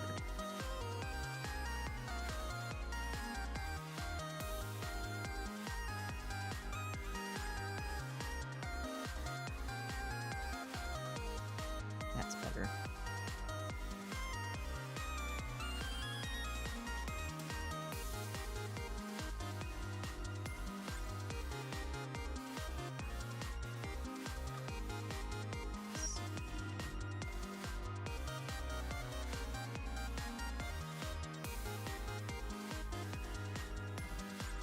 Thin this out a little bit.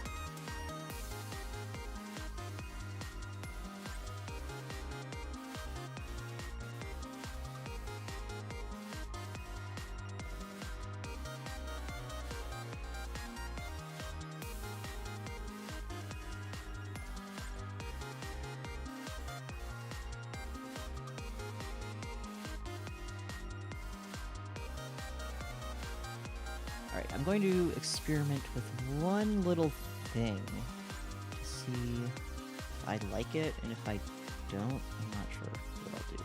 Let's see.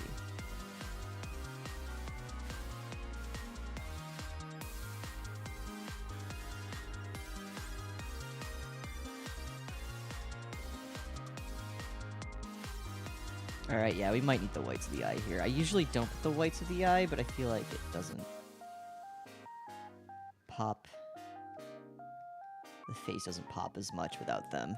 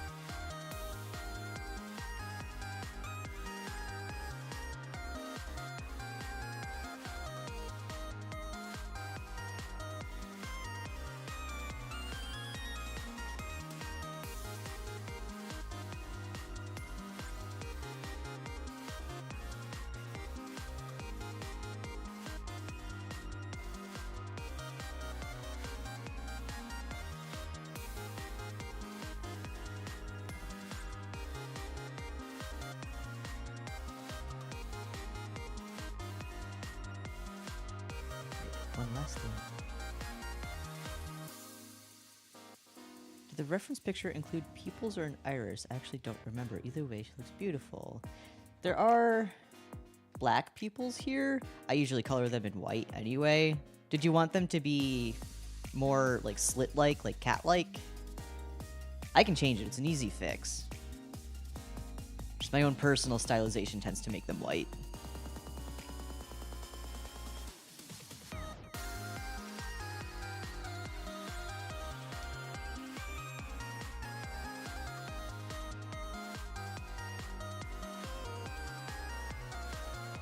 Yes, that'd be great. Okay, easy fix.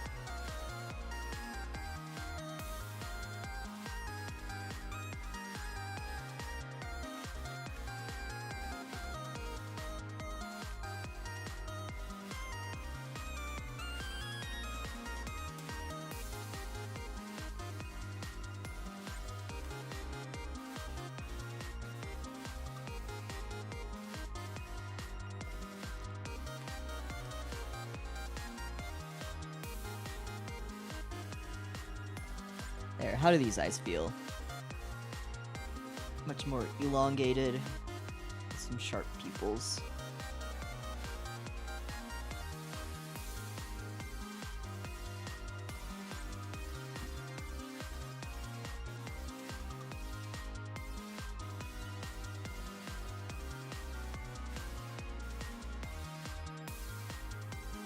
Love them? Excellent. Can't forget I always put blush on characters. Do that real quick.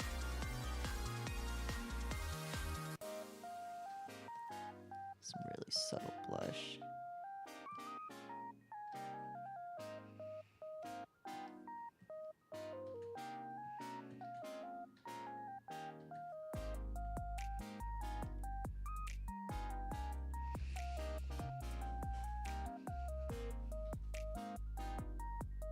Alright, now for some subtle shading. Should be interesting. Usually I put the bulk of the shading on a character's hair and then leave it mostly flat, but as you are a cat, you have fur. So it should be interesting.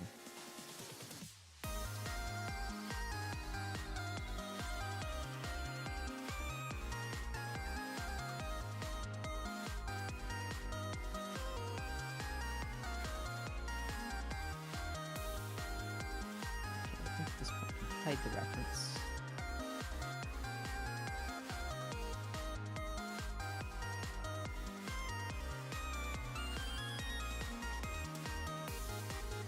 Let's see. I'll probably put like a subtle gradient on the tips of the ears and the fluff on the cheeks. I'll help draw the face out even more, I think. It's really subtle. Fur is mostly black anyway. Let's do this really quick.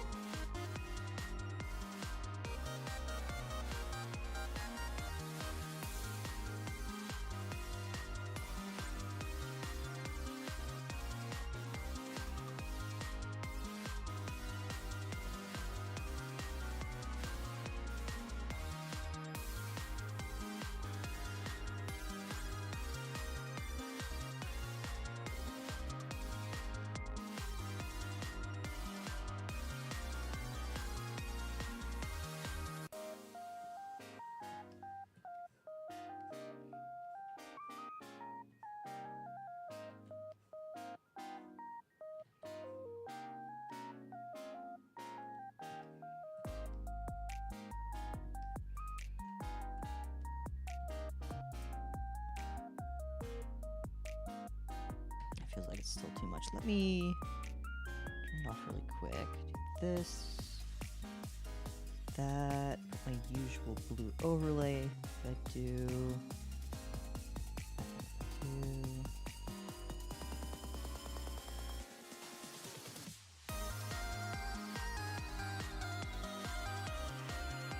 Alright, so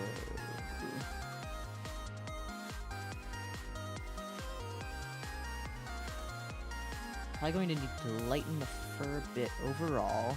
I always put a blue filter on everything, just stylistically. So in order to give it a little more contrast, I'm going to have to lighten the fur just a tiny bit. I was worried about that, admittedly.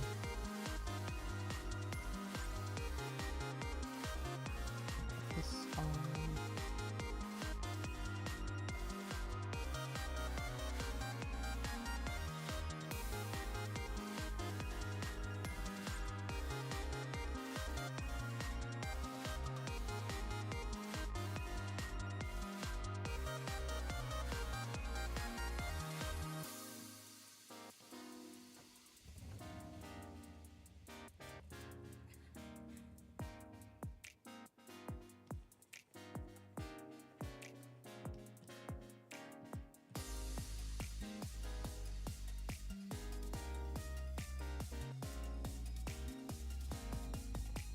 Better.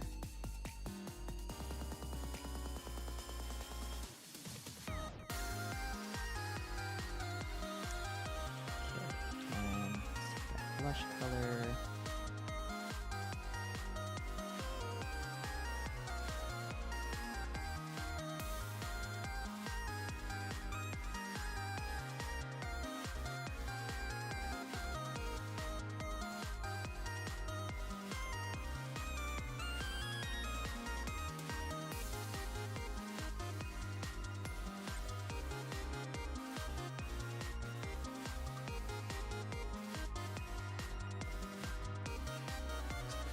I'm glad. I'm really glad you're liking it. It's almost done, actually.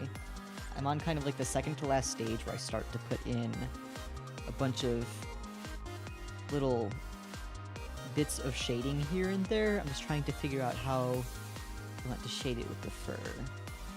So I did a little bit of color correcting. So while the fur looks a little bit lighter with the blue filter off, at least it's not blending into the lines with it on now, which is what we want to avoid.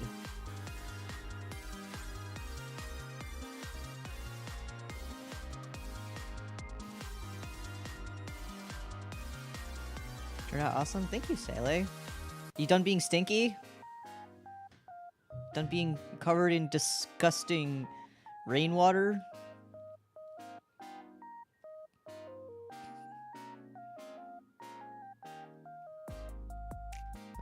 Here.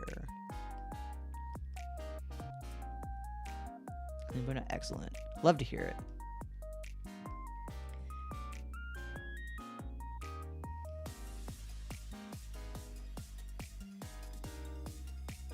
I don't really like that either.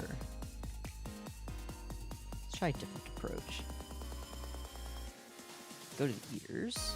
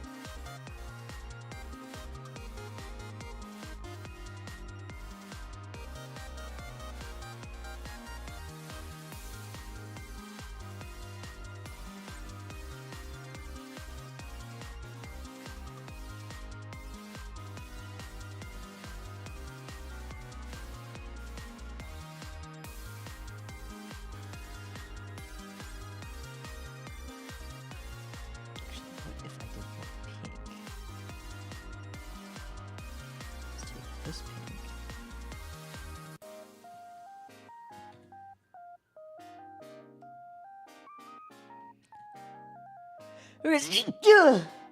I was gonna say I'm gonna sneeze, and I started sneezing at the same time, so I feel it probably came through on the mic sounding like I just threw up on myself, but I promise you I didn't. I was trying to shout and sneeze at the same time, and I am so sorry you had to witness that. Thank you.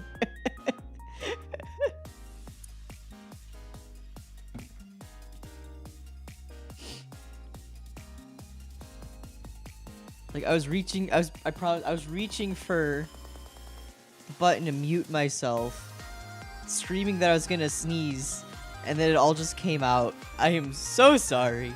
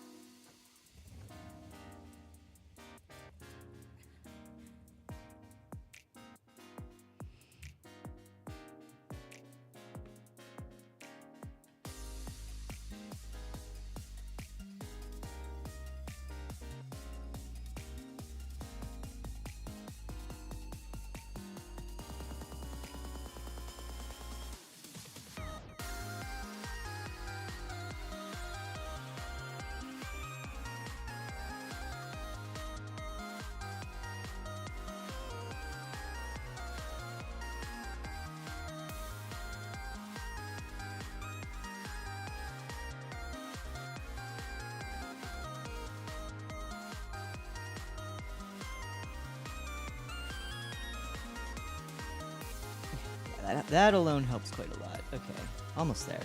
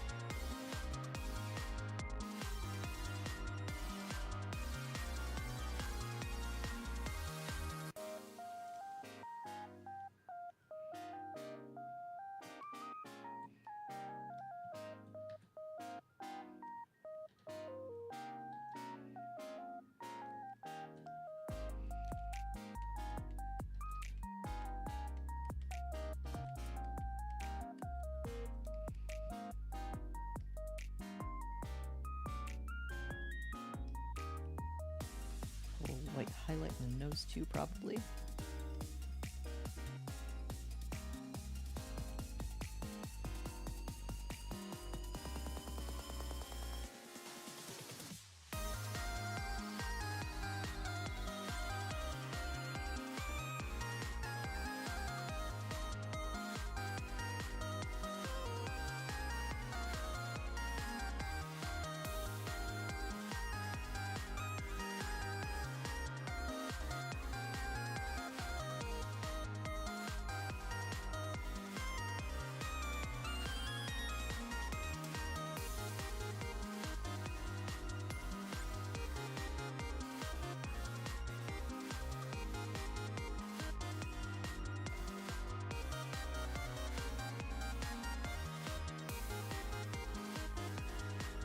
Alright, now let's color some line art.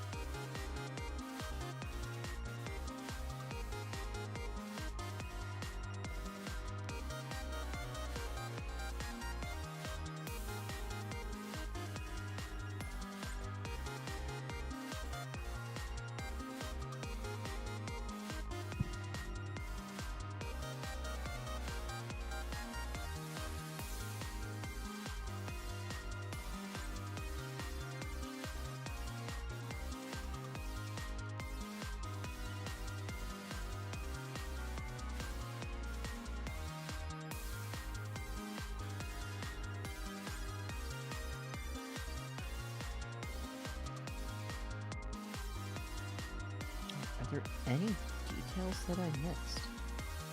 Turn the overlay back on. I think I got everything.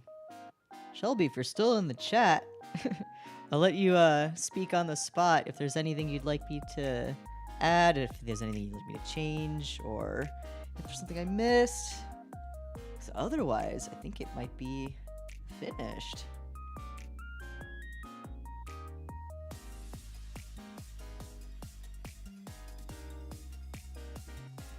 She looks so beautiful. I love it. Thank you. I'm glad you like it.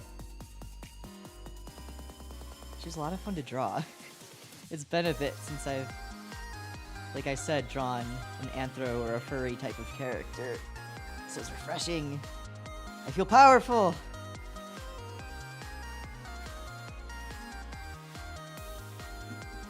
If it's all good, then what I do next is I will send you both a transparent PNG as well as the PSD file, and you're free to use the image on stream, on any of your, account visuals like banners or profile pictures, what have you. Just don't monetize it, that's all. But otherwise, you're free to use it however you want. Cool. And I mean, if there is something for having a black spawner people, I mean, I can change that easily. I'll take his that layer. Check the layer. Whoop. Black. That's white. Black.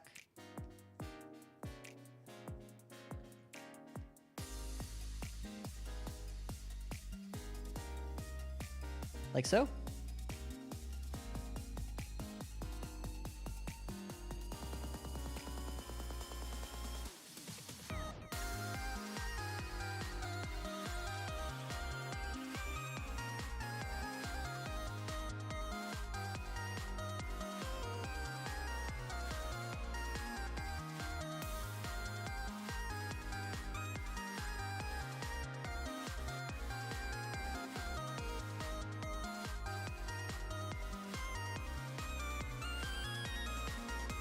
I'm so happy, feel like I might cry. Don't cry! I know they're happy tears, but please don't cry. I don't have any tissues on me. If you start crying, I'll start crying too. I don't want to cry.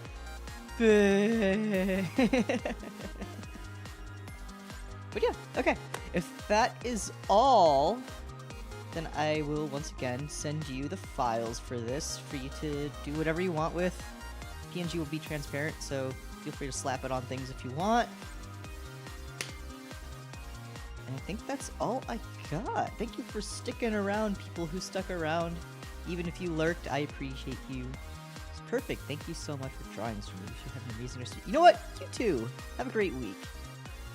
Say another amazing piece. Mwah. What do I have coming up? Tomorrow's Sunday. I usually don't stream on Sundays, but I might this week. Who knows? I've taken up a little bit of extra kingdom duties that I cannot disclose, so I might have to finish that because I've got a deadline for that. And deadlines kind of come first, unfortunately. But if I can manage it, I might stream tomorrow. Who knows? But other than that, I think that's all I got. Thank you to everyone for sticking around, and I'm gonna go eat food. Good night, everybody! Bye-bye. Good night, everybody.